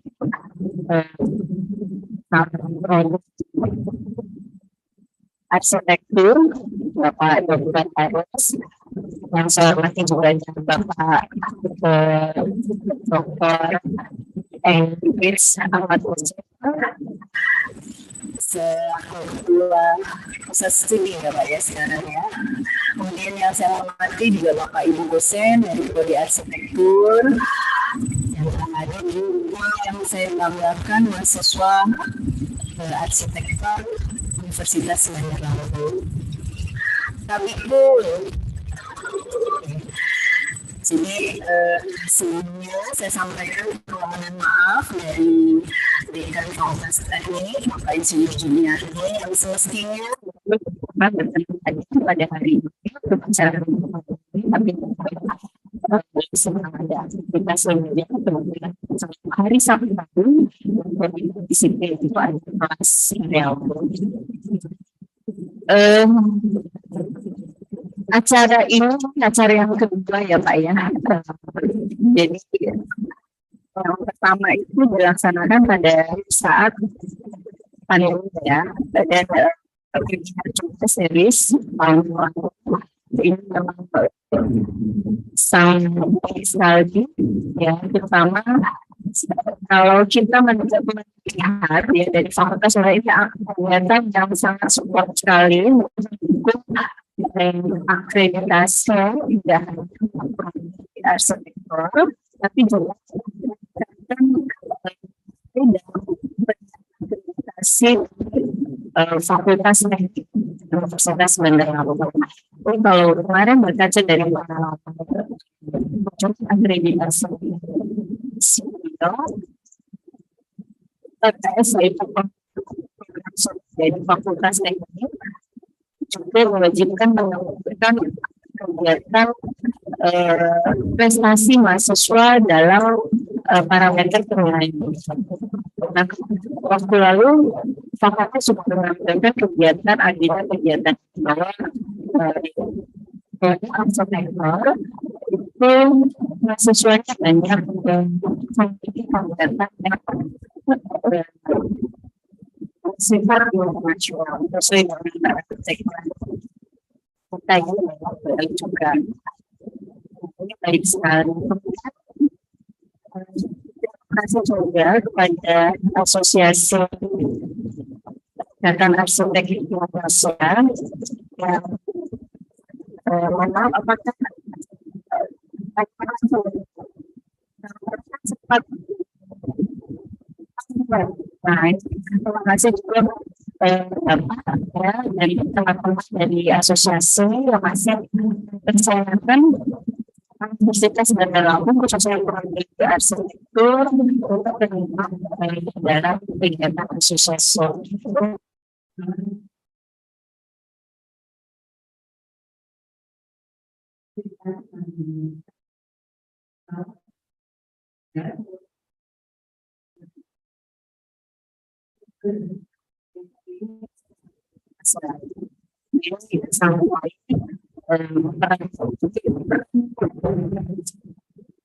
Arsitektur di dalam kegiatan asosiasi itu bisa terlihat ya. Jadi ada cerita tidak hanya nanti sampai di sini, mungkin di tahun yang akan datang ada kegiatan lain yang lebih meningkatkan nama prodi arsitektur di tidak hanya sampai universitas lokal di kampus saja, ini kan sudah sampai internasional. Ya, jadi harapannya tetap melaksanakan dan audiensinya mungkin bisa semakin luas. Kira-kira mahasiswa ini dapatnya apa nih setelah 12 sampai 14 hari? Dapat apa ya? Selain mungkin informasi. Sertifikat enggak, tapi banyak ya sharing informasi yang kaitannya tadi di mana dapat lisensi arsitek ya di luar sana di luar Indonesia. Informasi yang seperti ini itu sangat baik. Mudah-mudahan itu bisa atau produksi hal yang baik dari negara-negara lain ya. Untuk aktivitas jadi langsung itu tidak ya. Jadi namanya sudah lanjut ya. Jadi tanya apakah mahasiswanya banyak kemarin tadi online ya. Oke, kalau ya.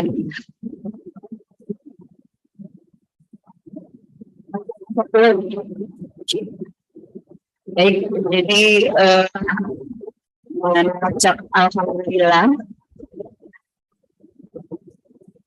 dan thank you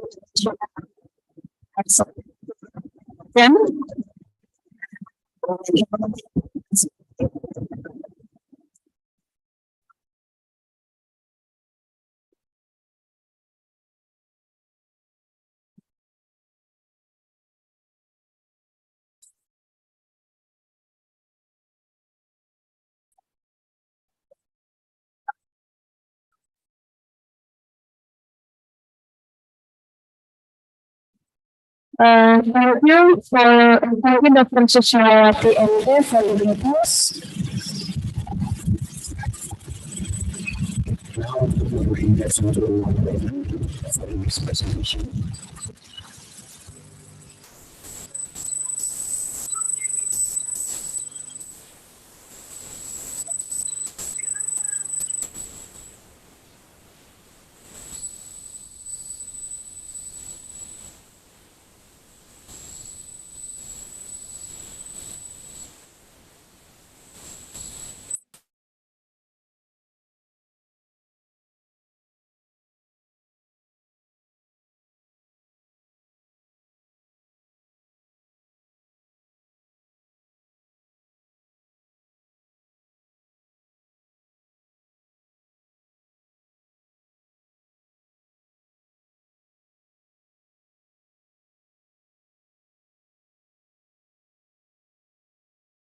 Okay, we would like to listen to the last presentation. Our speaker is already joined in Zoom meeting. And before that, I would like to read his brief curriculum today. The last speaker is Aswin Indra Pasta. He was born on 25th April 1975, and he is a lecturer at Architecture Department at IAW. And he became a chairman of head of architecture department in ITB from 2016 to 2020. And now he is a vice dean of academic in SRPPK ITB as well from 2020 until 2025. Mr. Aswin graduated from architecture department and architecture from the architecture department and Magister of Architecture at ITB from 1998 to 23. And after that, because he's that's that, he becomes a speaker in many architecture occasions, and he got opportunity to continue his degree at Singapore Institute of Technology from 2008 to 2012. And from 2018 until 2021, he got opportunity to be vice chairman too of the Indonesian Institute of Architects, West Java, and vice chairman of AFGARI. And now he becomes Indonesian Councils of Architects. Okay, without further ado, I would like to let our speaker to deliver his presentation. Kak Erwin, are you ready? Okay, terima kasih. Thank you very much. Apa suara saya jelas? Apa suara saya kedengaran?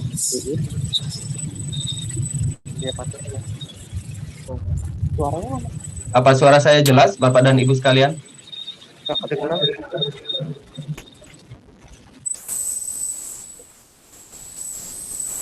Halo, apa suara saya jelas? Jelas ya? Oke. Ya, baik. Baik. Assalamualaikum warahmatullahi wabarakatuh. Good afternoon, fellow lecturers and also fellow students. Perhaps later on I would like to mix between Bahasa Indonesia and English because I know some of the students is Indonesian students. of Bandar Lampung, ya. Okay, I hope my voice is clear enough for you to hear. Thank you very much for the invitation, Pak Fritz, Pak Dadang, lecturer from Department of Architecture, Universitas Bandar Lampung. I would like also thank for the deans of the Faculty of Engineering, Universitas Bandar Lampung, as well as the I know among the audience there are members or organizing committee from the IAI Bandar Lampung as well, ya. Terima kasih undangannya. I'm very happy to share with the students and also with the audience about the what I'm going to share with you all related with the architect profession, association of the architect profession in Indonesia, and also the what we call registration architect certificate, or we call STRA, yeah. Okay, let me share my screen. Okay, I hope you all can see clearly full screen, yeah. My share screen. Okay, all of the slides that I'm going to present is in Bahasa Indonesia, so I'm sorry for the organizing committee. I hope this information is make you clear understanding about the what will going to happen after the students graduate from the architecture school, yeah, in Indonesia. Okay, my presentation will be divided into 4 sections. I hope 1 hour of my time is enough for all of the presentation, yeah. The first one is the after we have what we call architect's law, ya. Pasca terbitnya Undang-Undang Arsitek Nomor 6 Tahun 2017 dan Peraturan Pemerintah Nomor 15 Tahun 2021 tentang peraturan pelaksanaan dari Undang-Undang Arsitek. So in Indonesia, we just have our architect's law in 2017, and just last year we have government regulation on the operationality of that architect's law. So this is the very important information related with the architect's law that already stipulated in 5 years ago. The architect's law basically consists of the definition of what we call as an architect, yeah, in Indonesia, and what is the architect profession or praktek arsitek, ya. Praktek arsitek adalah penyelenggaraan kegiatan untuk menghasilkan karya arsitektur yang meliputi. So this one is our scope of work as an architect. Perencanaan, perancangan, pengawasan, dan atau pengkajian untuk bangunan gedung dan lingkungannya, serta yang terkait dengan kawasan dan kota. Those are our scope of work as an architect.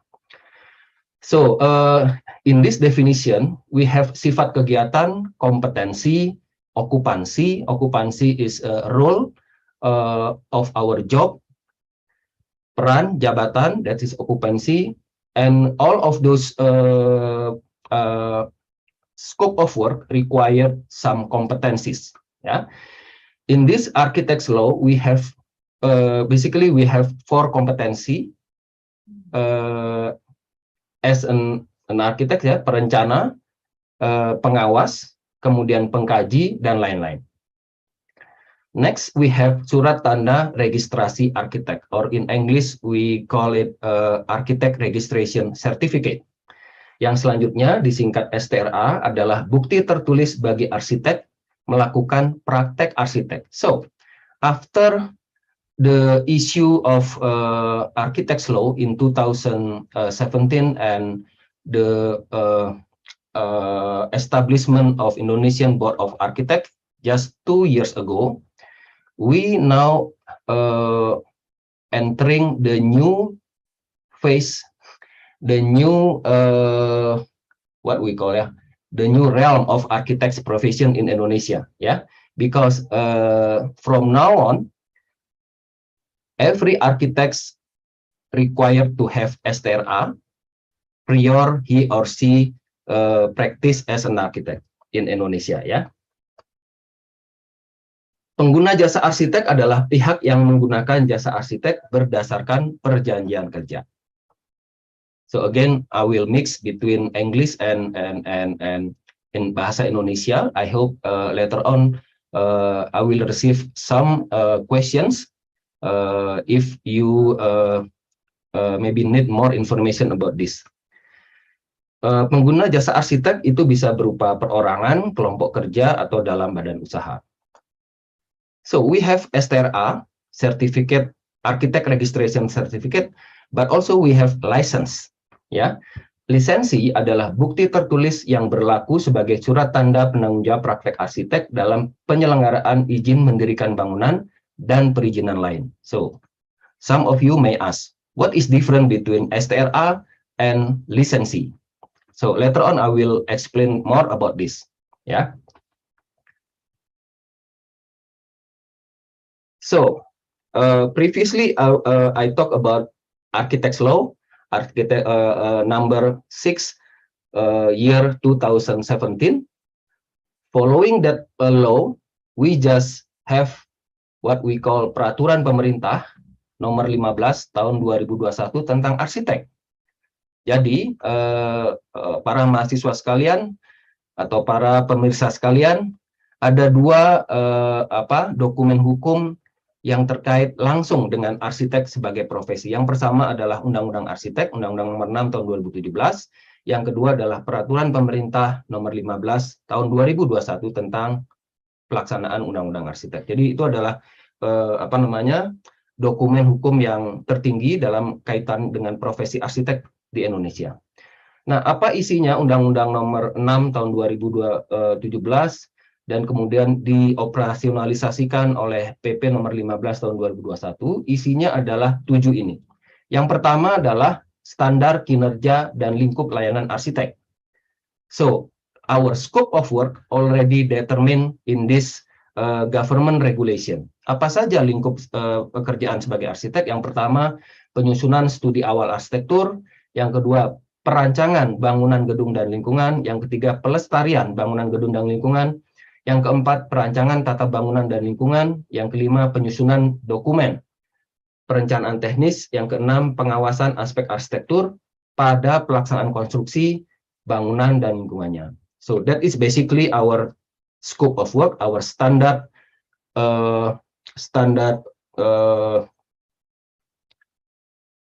performance as an architect, ya, standar performance, standar kinerja sebagai arsitek. Yang kedua adalah tata cara penerbitan dan pencabutan STRA. Yang ketiga, penerbitan dan perpanjangan lisensi. So those two documents already stipulated in our government regulation, STRA and also lisensi. Yang keempat adalah tata cara alih keahlian dan alih pengetahuan bagi arsitek asing. Yang kelima, pengenaan sanksi administratif. Yang keenam, pembinaan arsitek. Dan yang ketujuh, pengabdian masyarakat. So those I endorse all of you at least read those two government issued law and also regulation, because this is our basic foundation as an architect in Indonesia. So I already mentioned about the competency as an architect. Oke, kita ada 4 sebenarnya. Perencana itu adalah yang utama. Kemudian ada pengawas, pengkaji, dan lain-lain. Ini sesuai dengan apa yang ada di peraturan pemerintah. Kompetensi sebagai arsitek is already determined, already defined in UIA as an international body for architects profession and also reference for architectural education. Ya. Jadi kompetensi arsitek di Indonesia mengacu pada 13 butir kompetensi UIA yang sudah pula diadopsi oleh Ikatan Arsitek Indonesia. Nah, kompetensi yang harus dimiliki oleh arsitek ini nantinya akan diejawantahkan dalam peran atau dalam posisinya atau dalam okupasinya atau dalam jabatan kerjanya sebagai perencana, sebagai pengawas, sebagai pengkaji, dan seterusnya. Jadi kompetensi itu adalah sesuatu yang harus dimiliki oleh individu seorang arsitek, tapi okupasi adalah dia akan jadi apa nantinya ketika bekerja, jabatan kerjanya apa, gitu ya, itu okupasi. Oke, ini saya agak cepat saja karena cukup banyak slide yang harus saya sampaikan agar informasi yang kami sampaikan dari Dewan Arsitek Indonesia ini menyeluruh ya, Bapak Ibu dan para mahasiswa sekalian bisa memahami betul bagaimana sih sebenarnya peta jalan kalau nanti Anda semua lulus dari Prodi Arsitektur S1 kemudian seperti apa begitu ya. Oke, ini adalah bagan yang menggambarkan mulai dari pendidikan tinggi ya, mulai dari pendidikan tinggi apa yang Anda alami sekarang. Kemudian nanti Anda akan diuji di tugas akhir, kemudian akan Anda dapat ijazah, ya. Kemudian, sesuai dengan standar pendidikan tinggi arsitek sedunia, itu minimal pendidikan tingginya adalah 5 tahun. Jadi kalau S1, itu perlu minimal 1 tahun lagi, nanti melalui yang namanya program profesi arsitek atau PPAR. Ini adalah domain dari pendidikan tinggi, ya. Atau Anda nanti bisa melanjutkan ke S2, melanjutkan ke luar negeri, dan seterusnya. Nah, kemudian setelah itu, domain selanjutnya adalah domain Ikatan Arsitek Indonesia yang menjadi pengelola yang namanya internship atau magang. Ya, karena requirement untuk menjadi arsitek di seluruh dunia itu rata-rata sama. Yang pertama adalah pendidikan tinggi, yang kedua adalah magang, yang ketiga adalah uji kompetensi, bagaimana tadi dijelaskan oleh siapa tadi, Sensei Okimoto, ya. Selalu ada ujiannya, baru kemudian akan mendapatkan Architect Registration Certificate. Nah, ujian itu nantinya akan dilaksanakan oleh Dewan Arsitek Indonesia, sebagaimana amanah dari Undang-Undang Arsitek dan juga dari PP nomor 15. Ketika ujian lulus, Anda akan mendapatkan STRA, yang mana STRA itu ada 2 tingkat, STRA 2 dan STRA 1. 2 adalah STRA Madya, 1 adalah STRA Utama. Ini mungkin barangkali adanya 2 jenis sertifikat, ini mirip dengan Jepang, ada level 2, ada level 1. Nah, kemudian di beberapa daerah, itu mulai diberlakukan lisensi berpraktek. Ya, lisensi berpraktek itu menjadi domain pemerintah daerah, ya, atau pemerintah kota. Oke. Oke, kemudian saya lanjutkan dengan sebelum Undang-Undang Arsitek itu untuk menjadi arsitek sertifikatnya disebut sebagai SKA ya, SKA 101 itu adalah SKA untuk arsitek, itu diterbitkan oleh LPJK bersama-sama dengan IAI.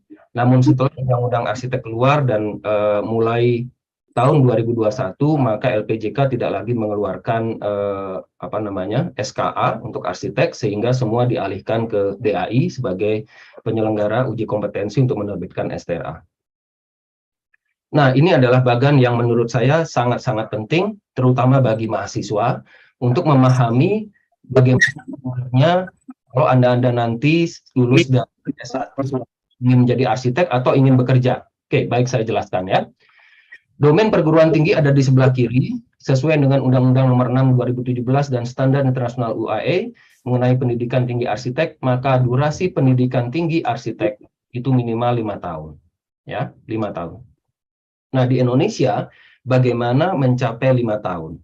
Ada beberapa skema. Yang pertama adalah, kalau yang ini kita punya sekitar 140 atau 170 sebenarnya, Prodi Arsitektur S1, atau S1 ditambah D3 ditambah D4 di Indonesia, itu ada 170 Prodi. Ini yang menyelenggarakan S1 Arsitektur, ya, lulus sebagai SARS, begitu ya. Nah, tapi setelah lulus sebagai SARS, Anda semua belum eligible untuk ikut uji kompetensi karena minimal 5 tahun. Tapi catatannya ya, lulus S1 itu Anda sudah bisa bekerja sebagai asisten mula arsitek. Jadi, sekali lagi saya sampaikan ke para mahasiswa terutama ya, lulus S1 tetap Anda bisa bekerja, tapi belum sebagai arsitek. Anda jabatan kerjanya adalah asisten mula arsitek. Ya, Anda bisa kerja di konsultan, di kontraktor, developer, atau di luar industri konstruksi. Ya. Kemudian, Anda bisa memilih di antara 3 ini. Pertama, Anda pilih S2 alur desain, konsentrasi desain, yang jelas arsitektur ya. Itu di dalam negeri ada sekitar 20-an prodi yang menghasilkan MArs begitu. Kemudian Anda bisa bersekolah di luar negeri 1,5 sampai 2 tahun, tapi programnya harus yang program profesional agar dapat direkognisi oleh Dewan Arsitek Indonesia. Karena di seluruh dunia yang namanya program profesi atau program profesional arsitek hanya satu, yakni MArch. Ya. Ada beberapa, hampir banyak sekali universitas di luar negeri yang menyelenggarakan program MArch, begitu ya, termasuk dengan beasiswanya. Tapi memang yang namanya program MArch itu sedikit lebih stringent, lebih ketat dibanding dengan program yang MSc misalnya atau MArch, MS-Arch gitu ya, yang non-professional degree. Atau yang ketiga adalah Anda semua bisa ambil PPAR.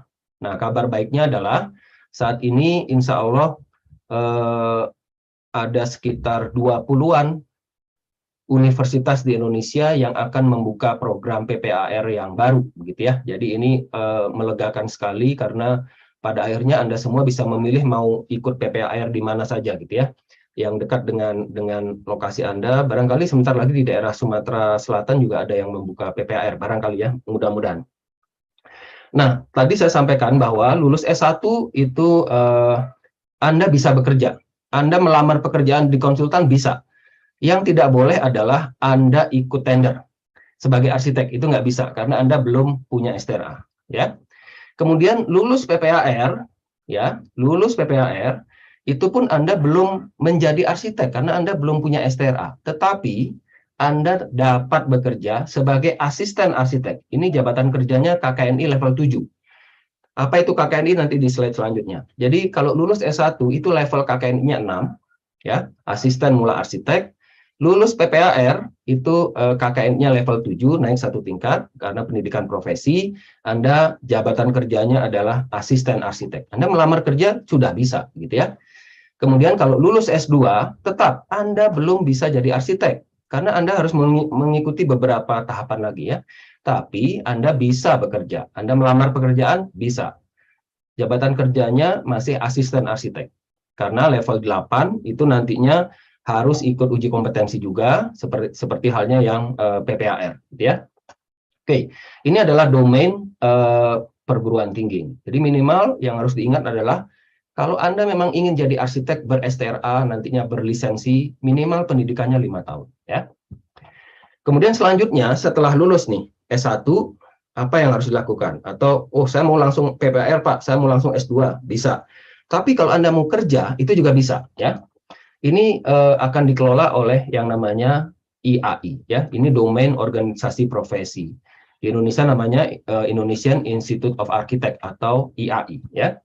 IAI ini sesuai dengan Undang-Undang Nomor 6 Tahun 2017 dan Standar Internasional UIA, ini Anda harus magang 2 tahun, dikelola oleh IAI. Pak, magangnya boleh di tempat lain? Enggak, boleh, ya. Magang itu berlaku untuk seluruh Indonesia. Anda tinggal di Lampung, magangnya di Padang itu bisa. Anda daftar ke IAI Sumatera Barat begitu ya, didaftar di sana Anda magang bisa. Sebaliknya dari tempat lain magang di Lampung juga bisa, ya. Nah, magang itu 2 tahun. Pertanyaan, Pak, bagaimana kalau saya lulus S1 mau kerja dulu, kemudian baru saya nabung supaya saya bisa ikut PPAR? Durasi saya kerja itu bisa dihitung nggak sebagai magang? Jawabannya bisa, ya. Nah, sekarang ini durasi Anda bekerja sebelum Anda PPAR itu bisa direkognisi sebagai bagian dari durasi magang. Anda bisa cek di dokumen yang dikeluarkan oleh pengurus IAI nasional, ya, itu sudah bisa. Nah, setelah Anda punya ijazah PPAR, tentunya punya ijazah S1, kemudian punya surat tanda lulus magang, Anda mendaftar uji kompetensi, ya, di DAI, gitu ya. Nah, uji kompetensi ini nanti saya akan jelaskan lebih lanjut. Nah, setelah itu kalau Anda lulus, Anda akan mendapatkan STRA. Nah, STRA itu Anda bisa membubuhkan brevet ya, AR di depan nama Anda bisa ikut lelang, STRA bisa digunakan untuk dokumen lelang ya. Nah, kalau Anda ingin berpraktek di sebuah kota atau daerah yang menerapkan lisensi, maka Anda harus ikut ujian lisensi di daerah itu. Misalnya di Jawa Tengah ya. Kalau Anda arsitek dari Lampung, sudah punya STRA, kebetulan ada proyek di Jawa Tengah, Anda menang sayembara di Jawa Tengah, Anda harus mengikuti uji kompetensi untuk mendapatkan lisensi arsitek Anda beroperasi di Jawa Tengah. Yang lainnya adalah Anda nggak apa-apa, nggak punya lisensi, tapi Anda harus bekerja sama dengan arsitek lokal di sana yang punya STRA di tempat bersangkutan. Ya, itu bedanya antara STRA dan lisensi. STRA berlaku seluruh Indonesia, itu adalah bukti bahwa Anda itu arsitek di Indonesia. Ya. Yang kedua, lisensi itu berlaku hanya pada suatu daerah atau suatu kota, begitu ya, provinsi atau kota.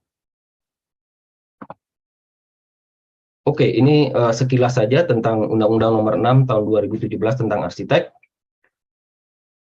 Nah, ini adalah di atas, angka-angka di atas itu adalah tahun, ya. Di bawah itu adalah praktek arsitek di beberapa negara. Jadi kita bisa lihat bahwa pasca Undang-Undang Arsitek, memang Indonesia dituntut harus bisa membuktikan bahwa pertama, praktek profesi di arsitektur di Indonesia itu mengikuti standar internasional, karena sekali lagi kita sudah terikat dengan masyarakat ekonomi ASEAN ya, MRA, mutual recognition.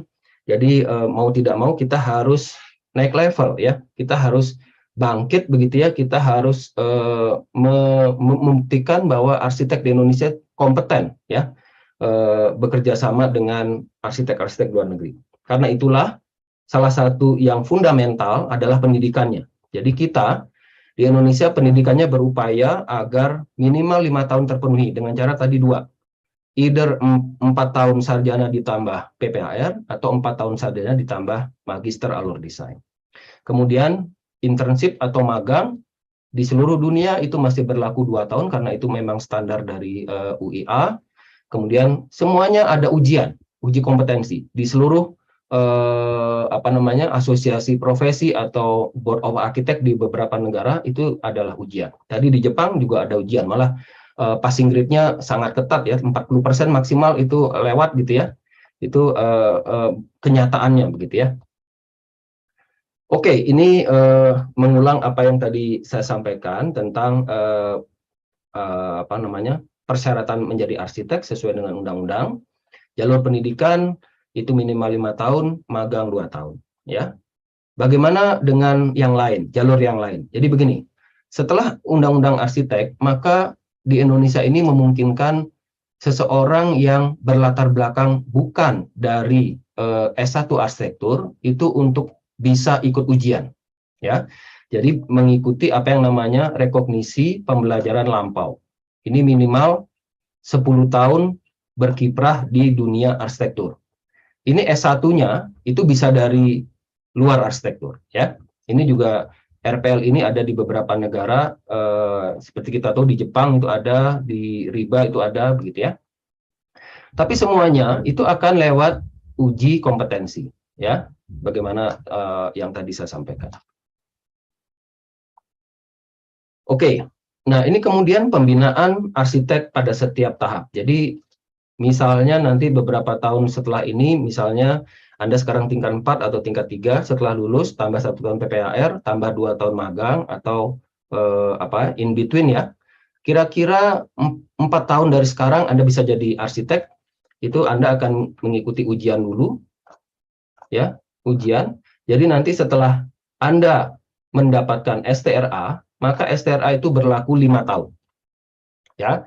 Dalam waktu 5 tahun itu sesuai dengan standar standar praktek arsitek di negara-negara lain juga, itu ada yang namanya CPD ya, Continuous Professional Development, atau kalau di kita namanya KUM itu ya. Jadi KUM itu apa? KUM itu untuk bisa membuktikan bahwa kompetensi Anda tetap terjaga selama 5 tahun. Jadi ingat, STRA itu diperbarui setiap 5 tahun. Dan uji kompetensi hanya dilaksanakan 1 kali. ketika Anda ingin mendapatkan STRA. Setelah 5 tahun, Anda cukup membuktikan melalui nilai KUM, ya. Jadi nggak ada ujian kompetensi lagi, nggak ada uji kompetensi lagi. Oke, ini tentang lisensi yang tadi saya sampaikan. Apa bedanya lisensi sama STRA, gitu ya? Lisensi itu semangatnya adalah untuk melindungi arsitek-arsitek lokal, tapi juga memberikan kesempatan untuk berkolaborasi dengan arsitek dari tempat lain, gitu ya. Tapi kalau STRA itu adalah berlaku nasional, gitu ya.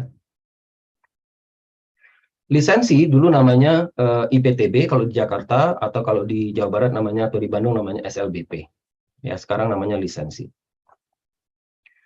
Oke, ini tentang jenjang apa yang dinamakan sebagai Kerangka Kualifikasi Nasional Indonesia atau KKNI. Beberapa dari Bapak Ibu sekalian dan kolega mahasiswa barangkali ada yang sudah tahu juga ya, bahwa di Indonesia ini sudah ditetapkan jenjang namanya jenjang kualifikasi ya. Karena Anda-Anda di sini para mahasiswa sekalian sebentar lagi lulus S1 itu adalah level 6 ya. Ini S1 level 6. Lulus S1 AR ya. Tadi saya sampaikan lulus S1 AR belum jadi arsitek, nggak boleh nyantumin AR di depan nama Anda, tetapi Anda sudah bisa bekerja ya, sudah bisa melamar pekerjaan. Jabatan Anda atau jabatan kerjanya adalah asisten mula arsitek. Kemudian Anda nabung misalnya ya, kemudian belajar di PPAR, Anda lulus PPAR, itu levelnya adalah level 7, lulus PPAR ya, dapat sertifikat kompetensi dari PPAR, itu Anda bisa bekerja lagi. Sekarang jenjangnya naik, jabatan kerjanya menjadi asisten arsitek. Ya. Pertanyaan, Pak, kalau yang saya 8 lulus MArs bagaimana? Nah, lulus MArs ada di level 8, tapi tetap kalau karena Anda belum punya STRA, jabatan kerja Anda asisten arsitek, gitu ya. Nah, setelah Anda nanti lulus uji kompetensi, itu akan naik KKNI-nya 89, 8 adalah untuk STRA 2, 9 untuk STRA 1, gitu ya. Itu arsitek, gitu. Oke, tadi adalah undang-undang PP, kemudian konsekuensinya terhadap pendidikan tinggi, terhadap profesi arsitek, terhadap praktek arsitek. Nah, sekarang tentang penerbitan STRA. Ya, kalau tadi Anda ingat, STRA itu diterbitkan ada syaratnya. Syarat pertama adalah pendidikannya minimal 5 tahun, ya, 4 tahun plus 1 PPAR, 4 tahun plus 2 Magister Arus Desain, 4 tahun kemudian Anda sekolah di luar negeri, balik lagi gitu ya. Tapi program yang diambil itu harus Master of Architecture, professional degree, ya. Penerbitan STRA itu saat ini ada 3 sebenarnya. Yang pertama, bagi ini mayoritas dari Anda adalah mahasiswa, ini saya jelaskan yang ini ya, yang belum pernah punya SKA, ya. Jadi Anda ini kan belum pernah punya SKA, jadi Anda pasti akan lewat jalur yang ini, gitu ya. Jadi calon arsitek ini yang nomor 1 ini, jalur Anda semua ya. Nah, ini dia nomor 1. Ingat pendidikannya minimal Anda harus ikut PPAR, ya, atau S2 alur desain, atau sekolah luar negeri, kembali pulang, dan seterusnya. Kemudian harus ikut magang, minimal 2 tahun ya. Kemudian nanti ada penataran kode etik, ini diselenggarakan oleh IAI. Kemudian nanti ada sertifikat magang dari IAI. Kemudian semua ini diupload ke aplikasi STRA, Anda ikut uji kompetensi. Jadi ingat, bagi mahasiswa yang penting itu yang ini, ya, karena Anda pastinya nggak ikut RPL. Yang ikut RPL adalah bagi seseorang yang latar belakangnya bukan S1 arsitektur, ya. Bagi yang sudah punya SRA, ini nanti namanya perpanjangan setelah 5 tahun, ya, setelah 5 tahun. Oke. Ini ada PKB namanya, KUM tadi itu ya. Kemudian setelah divalidasi, diverifikasi, memenuhi persyaratan, maka STRA Anda bisa diperpanjang. Anda lihat di sini, uji kompetensi hanya diberlakukan bagi calon arsitek. Yang sudah pernah jadi arsitek itu ikut uji kompetensi ya. Oke, jadi ini sekali lagi bagi yang belum pernah memiliki SKA arsitek, termasuk para mahasiswa ya. Nah, bagi yang pernah memiliki SKA, ya, bagi Bapak Ibu sekalian, barangkali sudah pernah punya SKA sebelumnya, masih berlaku SKA-nya, atau sudah habis masa berlaku SKA-nya, habisnya, oh Pak, saya habisnya udah tahun 2015 atau bahkan 2010, itu tetap dinyatakan Bapak Ibu sekalian itu pernah jadi arsitek, artinya pernah memiliki SKA. Bagaimana skemanya? Skemanya ada dua sebenarnya. Yang pertama adalah konversi, yang kedua adalah reaktivasi, termasuk reaktivasi khusus. Intinya adalah di skema ini tidak diberlakukan uji kompetensi, tapi adanya untuk yang khusus reaktivasi khusus itu adalah wawancara, ya, dengan portofolio. Oke. Jadi ini adalah resumenya untuk konversi dan reaktivasi. Artinya ini adalah bagi Bapak Ibu sekalian yang sudah pernah punya SKA, baik yang masih berlaku maupun sudah habis. Habisnya baru tahun lalu, 10 tahun yang lalu, itu tetap masuk gerbong konversi dan reaktivasi. Oke, ini STRA. Bapak Ibu sekalian bisa melihat di PP 15 ya, itu PP khusus untuk arsitek, jadi saya anjurkan memang setidaknya kita harus pernah membaca gitu ya, PP 15, karena itu PP-nya kita gitu, PP-nya arsitek. Nah, ini juga barangkali kami menyampaikan untuk pendidikan tinggi ya, setidaknya yang namanya PP nomor 15 ini dikenalkan ke mahasiswa. Apa yang dimaksud dengan arsitek, apa itu praktek arsitek, dan seterusnya. Karena definisinya ini adalah definisi dari dokumen hukum ya. Oke. Nah, bentuk SRA itu adalah seperti ini. Jadi kualifikasinya ada dua, utama atau STRA 1 dan madya. Bapak Ibu sekalian, nggak apa-apa ya saya bahasa Indonesia ya. Sudah terlanjur bahasa Indonesia.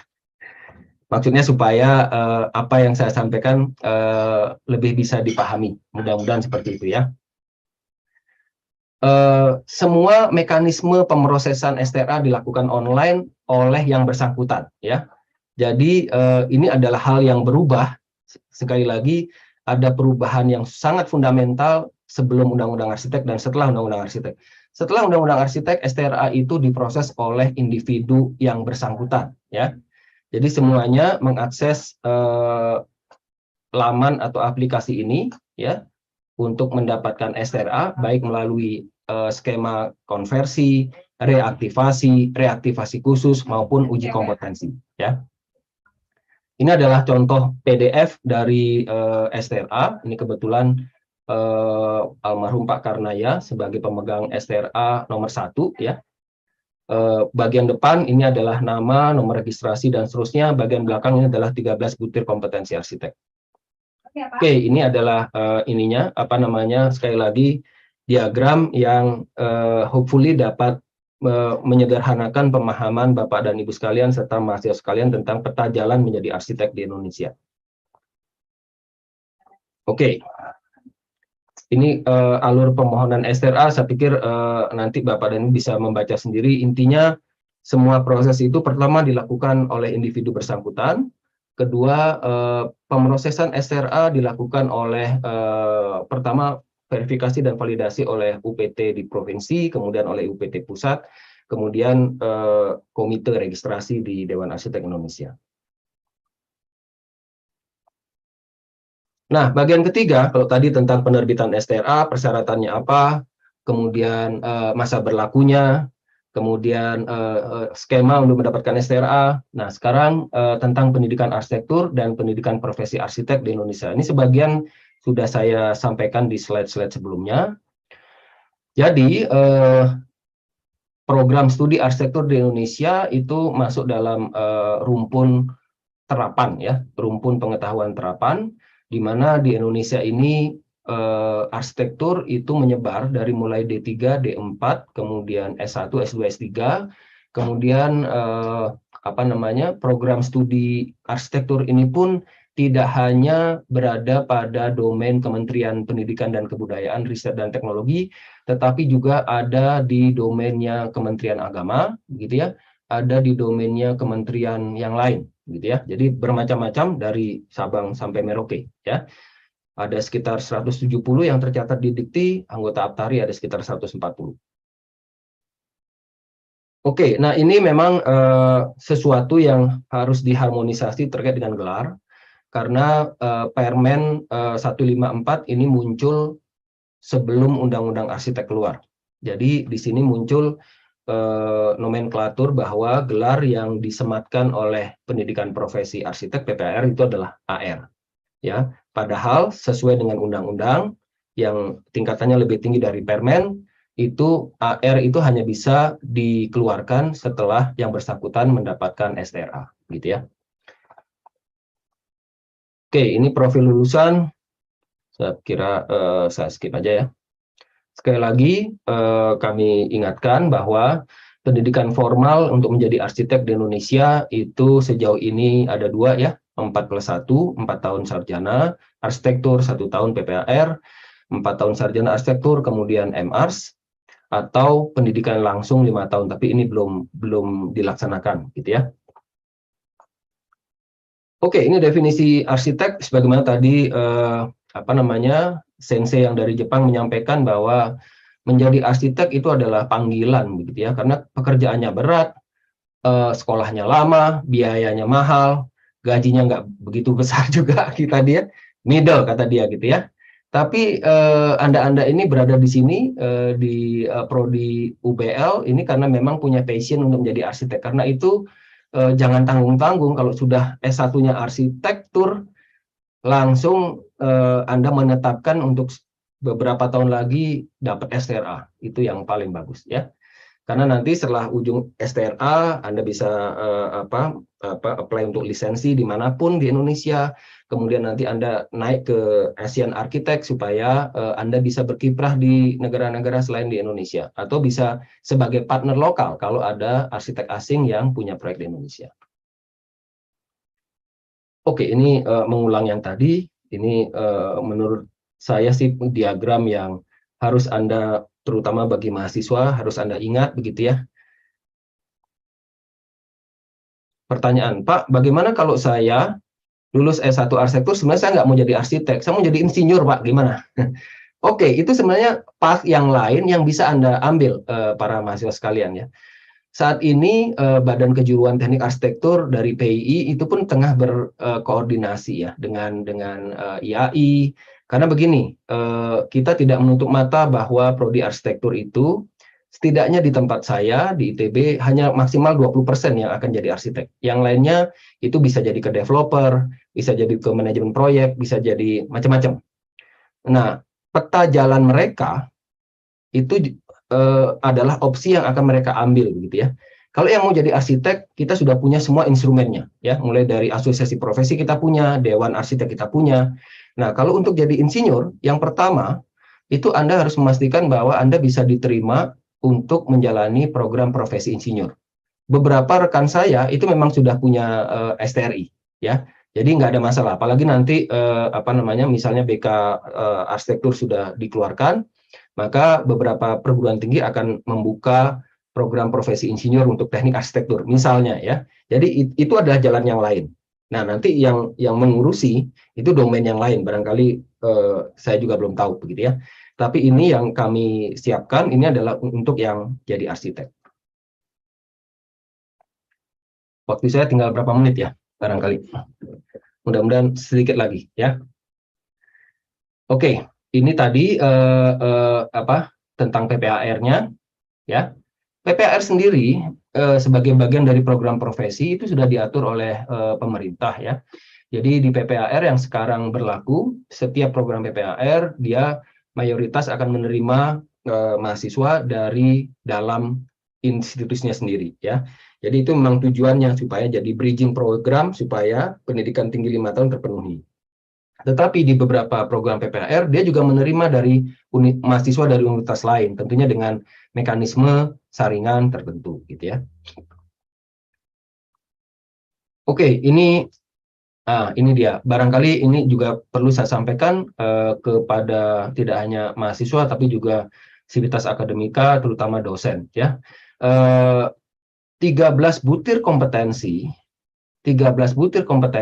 yang disarikan dari graduate attribute dari UIA itu tidak semuanya harus dimampatkan di S1 karena kita ingat menjadi arsitek itu 5 tahun. Jadi minimal 13 butir kompetensi ini itu ada di S1 plus PPAR kalau yang menyelenggarakan PPAR atau S1 plus MARS kalau yang menyelenggarakan S2 ya. Jadi ini adalah bagan yang barangkali bisa dilihat mana porsi dari S1, mana porsi dari PPAR, mana porsi magang ya. Karena nggak semua itu ada di pendidikan tinggi pun nggak semua ada di S1, 13 butir itu ya. Kemudian sebagian lain dari kompetensinya itu akan didapatkan ketika magang, gitu ya. Uji kompetensi SRA, ini bagian terakhir Bapak dan Ibu sekalian. Sebagaimana tadi saya sampaikan bahwa ujung akhir dari permohonan untuk mendapatkan SRA setelah pendidikan tinggi dan magang itu adalah ujian. Ya. Uji kompetensi SRA itu adalah amanah dari PP 15 ya dan juga Undang-Undang Arsitek untuk mendapatkan SRA dirancang dan dikembangkan oleh Komite Sertifikasi DAI dilaksanakan di wilayah Indonesia sebagai ujian untuk mendapatkan SRA setelah minimal 5 tahun ditambah magang 4.000 jam minimal ya. Nanti barangkali ada pertanyaan, Pak, yang dimaksud dengan EPA dan RM itu seperti apa? Nanti akan kami sampaikan. Tapi ini adalah skema yang baku ya untuk permohonan baru. Uji kompetensi ini menilai pengetahuan, pemahaman, keterampilan yang diperlukan dalam penyediaan layanan jasa dalam praktek arsitektur. Uji kompetensi dimaksudkan sebagai sarana verifikasi kompetensi pemohon atau calon arsitek dengan menitikberatkan pada aspek objektif dari 13 butir kompetensi. Selain menguji pengetahuan dan pemahaman serta keterampilan yang diperoleh dari pendidikan tinggi dan juga magang, uji kompetensi menilai keterampilan dan pertimbangan pemohon dalam bekerja sama dengan berbagai disiplin dan masyarakat dalam lingkup kerjanya sebagai arsitek. Uji kompetensi adalah syarat untuk memperoleh STRA melalui skema permohonan baru ya di luar konversi, reaktivasi khusus. Sekali lagi, kalau Bapak dan Ibu atau peserta yang ada di webinar ini sudah pernah punya SKA, maka tidak akan ikut uji kompetensi, tetapi nanti bisa konversi atau reaktivasi khusus. Surat keterangan lulus uji kompetensi atau sertifikat kompetensi yang dikeluarkan oleh Komite Sertifikasi DAI bagi yang lulus uji kompetensi adalah syarat untuk proses registrasi SRA. Jadi kalau yang lulus nanti akan dapat namanya surat tanda lulus uji kompetensi. Itu adalah bukti Anda untuk masuk ke komite registrasi dan direkomendasikan untuk mendapatkan either SRA 2 atau SRA 1. Nah, bagaimana menentukan siapa yang dapat SRA 2, dapat SRA 1 itu semuanya berbasis passing grade dari hasil uji kompetensi. Uji kompetensi sebagaimana dimaksud di PP itu memuat materi sebagai berikut ya. Ini adalah 13 butir kompetensi sebenarnya. Oke. Kemudian uji kompetensinya kalau tadi di Jepang misalnya ada 100 atau berapa soal tadi itu ya. Di kita juga ada 150 soal yang dibagi menjadi 5 modul. Modul 1 adalah perencanaan dan perancangan, modul kedua adalah manusia, bangunan, lingkungan, modul 3 adalah sistem bangunan, teknologi dan lintas disiplin. Ini yang terkait dengan ketahanan gempa, pengetahuan struktur konstruksi, pengetahuan MEP. Bagian keempat adalah manajemen proyek dan praktek, bagian 5 sejarah teori dan seni ya. Uji kompetensi terdiri dari 150 soal pada 5 bagian ini ya. 150 soal pada 5 bagian ini, totalnya 150, di mana masing-masing bagian memiliki porsi kompetensi arsitek sebagaimana telah ditentukan. Jadi ada soal-soal kategori mahir, soal-soal kategori bisa, soal-soal kategori tahu ya. Nah, ini semua ada di dokumen bakuan kompetensi arsitek. Kami juga menyampaikan ini kepada para calon yang ikut uji kompetensi pembekalan ya. Kami sudah melaksanakan 2 kali uji kompetensi. Yang terakhir itu batch 2 baru minggu lalu ya di Surabaya. Kemudian Januari akan ada uji kompetensi lagi di beberapa tempat berbeda. Nah, ini tabel tentang banyaknya soal, 150 soal, di mana modul 1 itu ada 49 soal. Dari 49 soal, 46 soal diantaranya adalah kategori mahir, 3 soal kategori bisa. Ya. Kemudian modul 2 itu ada 44 soal, 34 soal kategori mahir, 10 soal kategori bisa. Bagian 3 hanya ada 16 soal, itu semuanya kategori bisa. Bagian keempat ada 27 soal, sekali lagi kategorinya ada 15 soal kategori mahir, 12 soal kategori bisa. Dan bagian terakhir ada 14 soal, itu semuanya kategori tahu. Ya, ini ada kategori kompetensi, kategori mahir, bisa, dan tahu. Oke, totalnya 150 soal. Soal-soalnya berupa multiple choice, kemudian mengisi, kemudian benar salah, atau multiple choice tapi jawaban benarnya lebih dari 1. Nah, referensi uji kompetensi itu tentunya adalah prinsip-prinsip umum yang sudah diajarkan di sekolah ya. Kemudian buku-buku referensi umum, standar yang berlaku, peraturan perundangan, ya, Undang-Undang Bangunan Gedung, kemudian PP 15, PP 16 ya. PP 16 ini tentang bangunan dan gedung, kemudian standar nasional Indonesia terkait dengan yang terkait dengan arsitektur ya, ventilasi alami, pencahayaan alami, kemudian barangkali prinsip-prinsip tahan gempa begitu ya. Karena memang uji kompetensi menitik beratkan pada keselamatan, kesehatan, kenyamanan, kemudahan.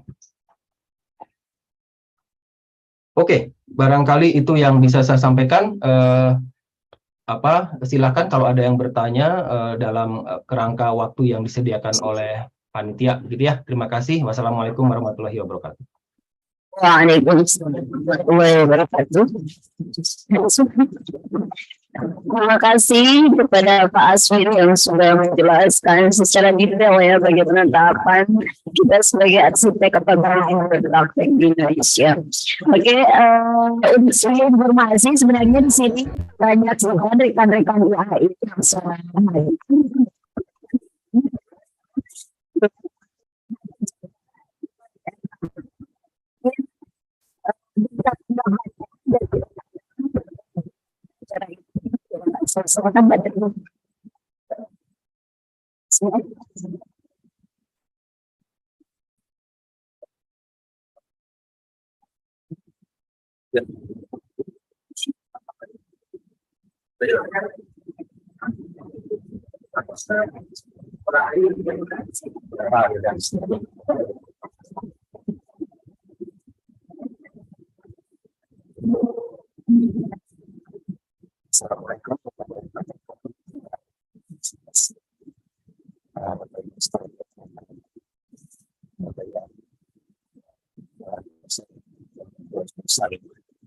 Mohon maaf suaranya tidak jelas ya Pak.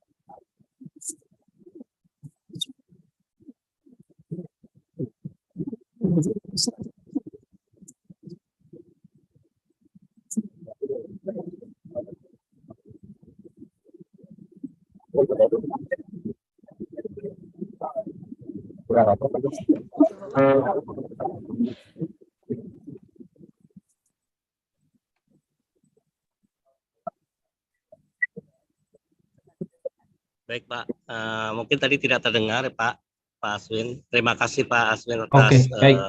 pencerahannya terkait dengan Sekarang sudah jelas Pak, bagus. Terima kasih. ya, terkait dengan pencerahan kepada adik-adik mahasiswa bagaimana proses menjadi arsitek, karena ini sangat penting sekali bagi mereka dan bagi rekan-rekan anggota IAI yang saat ini belum memiliki SRA. Mungkin itu, terima kasih sekali Pak Aswin. Demikian, terima kasih. Sama-sama Pak, nanti bahannya saya share di sini ya, di Zoom ya.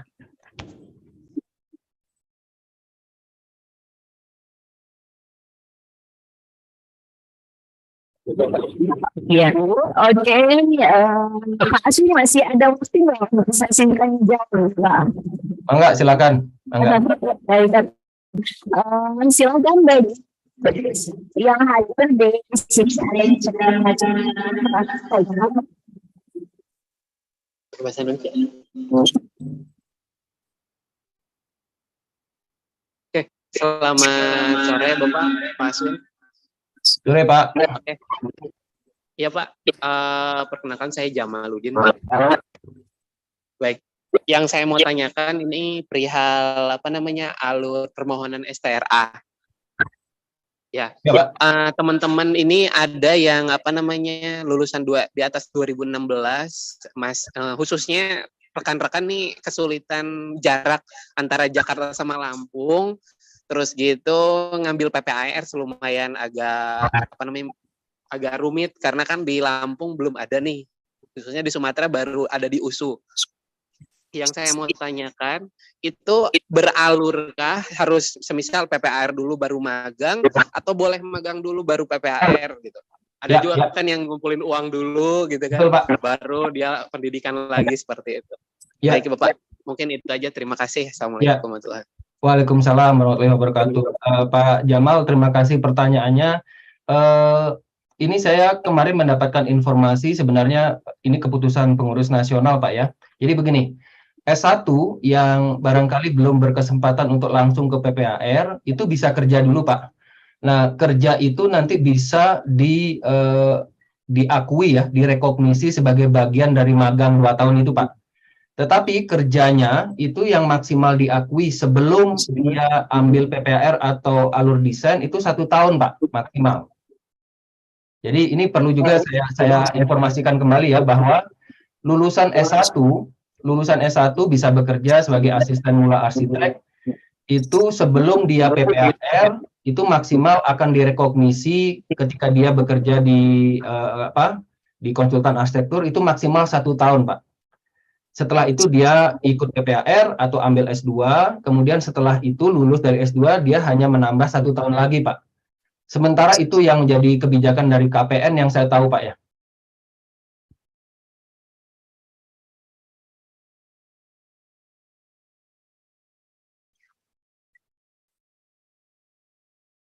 Sudah terjawab Pak Jamal ya. Oke, dari rekan-rekan mahasiswa ada pertanyaan? Ada yang mau mundur? Mahasiswa arsitek. Proses seorang arsitek. Oke, ya ada pertanyaan dari saya sebenarnya. Saya sebenarnya lulusan pendidikan teknik arsitektur, kemudian pernah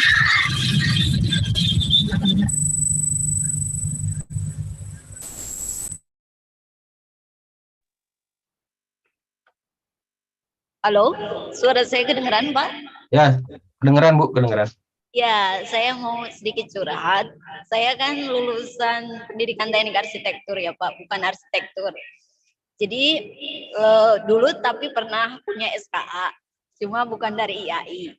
Nah itu bisa dikonversi atau sudah tidak bisa lagi? Oke, baik, saya jawab Bu ya. Itu bisa Bu, jadi DAI ini mengakomodir SKA tidak hanya yang dari IAI, karena ini adalah amanah undang-undang, tapi juga dari non-IAI. Hanya, sebagaimana tadi di diagram yang saya sampaikan ya, Bagi yang pernah punya SKA, habisnya sudah lama, baru setahun kemarin habis dan segala macam, baik yang IAI maupun non IAI itu tetap diakui ya. Tetapi untuk yang khusus yang non IAI harus menjalani penataran kode etik dan tata laku. Nanti dapat surat sertifikat penataran. Nah, itu yang dilampirkan begitu, Bu. Jadi yang pertama adalah itu. Jadi SKA non IAI tetap direkognisi dengan syarat menambahkan ini untuk semua sebenarnya, semua yang akan menjalani konversi, reaktivasi khusus itu harus membuktikan pernah mengikuti penataran kode etik dan tata laku arsitek, begitu ya, dan ada buktinya begitu. Di samping nanti persyaratan lainnya, misalnya portofolio itu sebagai basis begitu. Begitu, Bu. Jadi ijazah SPD itu tidak terlalu berpengaruh ya? Karena Ibu sudah punya SKA, jadi kami melihat SKA-nya. Oke. Terima kasih, Pak. Ya. Ini juga buat informasi Bapak Ibu yang lain ya.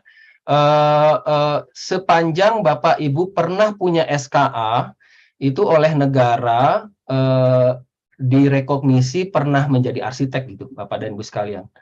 Sekarang untuk mengkonversi atau namanya reaktivasi atau reaktivasi khusus, Bapak dan Ibu perlu menyampaikan itu tadi ya, bukti bahwa pertama SKA-nya, kedua sertifikat telah mengikuti penataran kode etik dan tata laku arsitek, kemudian portofolio begitu.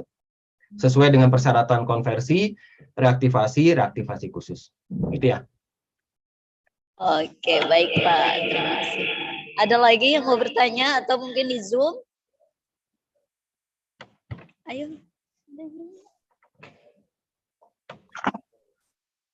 Kamera nggak kelihatan.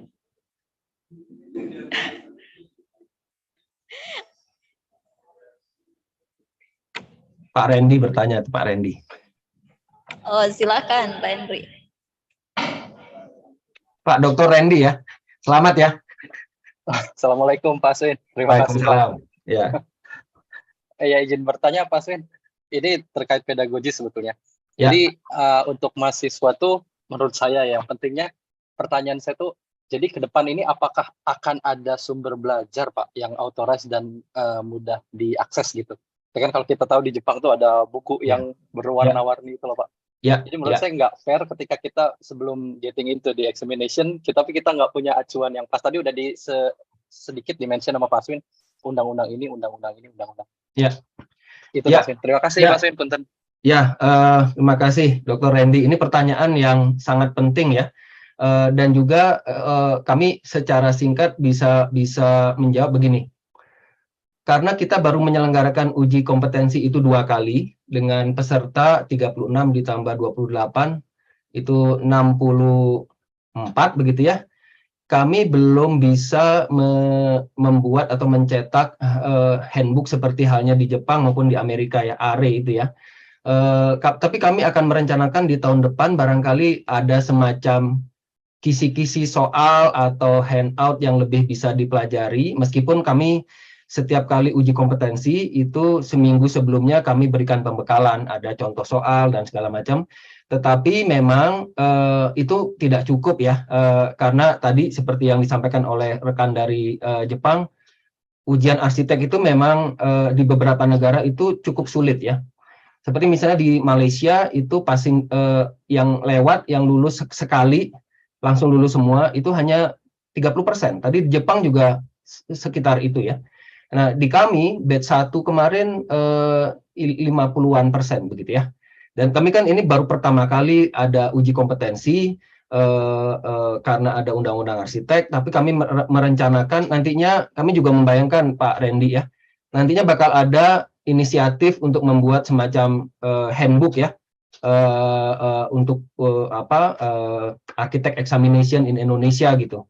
Pastinya ada seperti itu, dan sebenarnya kami persilakan saja DAI nanti juga pun akan mencoba mengembangkan itu begitu ya. Ya Pak, turun Pak Swin. Terus tadi kalau nggak salah dari paparan Pak Swin, khawatir saya terlewat, nggak ada tes gambar ya Pak? Tidak ada. Kenapa tidak ada? Karena kami mengacu ke ARE ya, ke salah satunya ARE. karena kami berpikir bahwa tes uji kompetensi itu merecall kembali hal-hal yang objektif saja begitu ya, terutama peraturan tentang itu tadi, kesehatan, keselamatan, kenyamanan, kemudahan. Yang itu saja, karena tes gambar itu kami berasumsi itu tesnya udah dilaksanakan ketika TA, kemudian ketika PPAR begitu ya, kemudian ketika tesis di alur desain begitu. Jadi sementara ini memang tes kompetensinya hanya tes objektif saja. Terima kasih banyak Pak Swin. Sama-sama Pak Randy. Kecuali sekarang.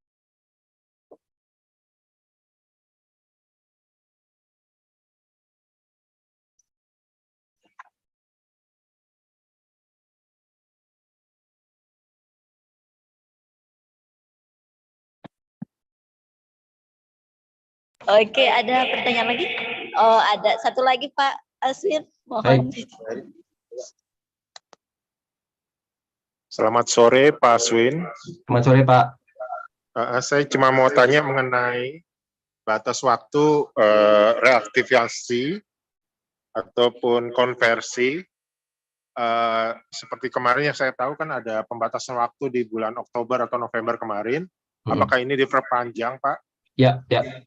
Ya baik Pak, terima kasih pertanyaannya. Jadi yang kami ketahui Bapak bisa juga akses informasi ini di website DAI ya.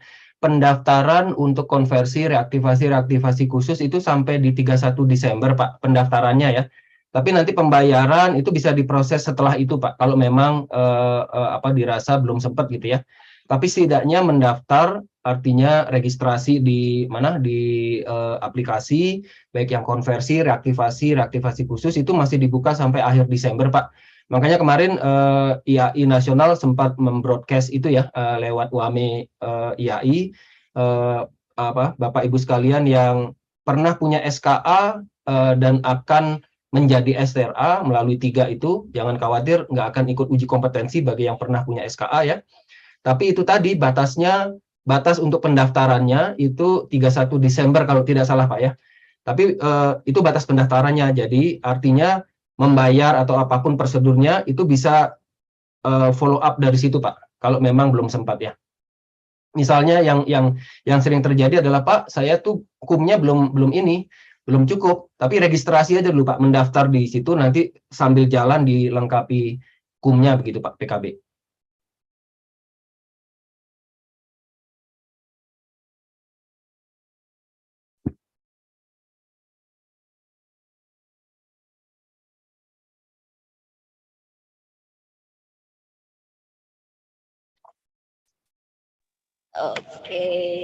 Oke, kita kasih applause buat Pak Aswin. Terima kasih. Semoga bermanfaat. Oh, sangat bermanfaat sekali Pak Aswin, membuka mata saya juga karena dari kemarin saya masih ragu nih mau konversi itu karena SPD itu. Jadi sekarang semangat lagi untuk yang penting punya SKA Bu ya, yang penting. Iya. Oke. Sebelum ditutup, mungkin kita bisa ambil foto dulu, Pak. Baik.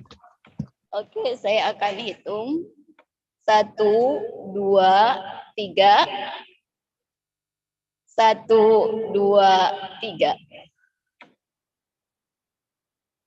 Oke, terima kasih. Terima kasih Bapak Ibu sekalian. Oke, untuk saya mungkin bahasa Indonesia saja ya. Terima kasih atas kesempatannya dan mohon maaf apabila ada kesalahan. Saya kembalikan lagi forum ini kepada MC. Terima kasih. Assalamualaikum warahmatullahi wabarakatuh.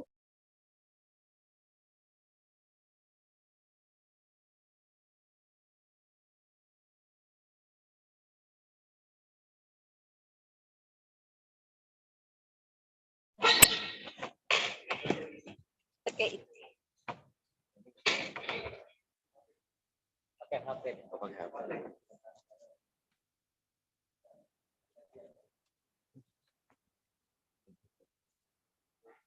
Thank you very much to ICT Munawaro SPD MEL for the greeting and the discussion.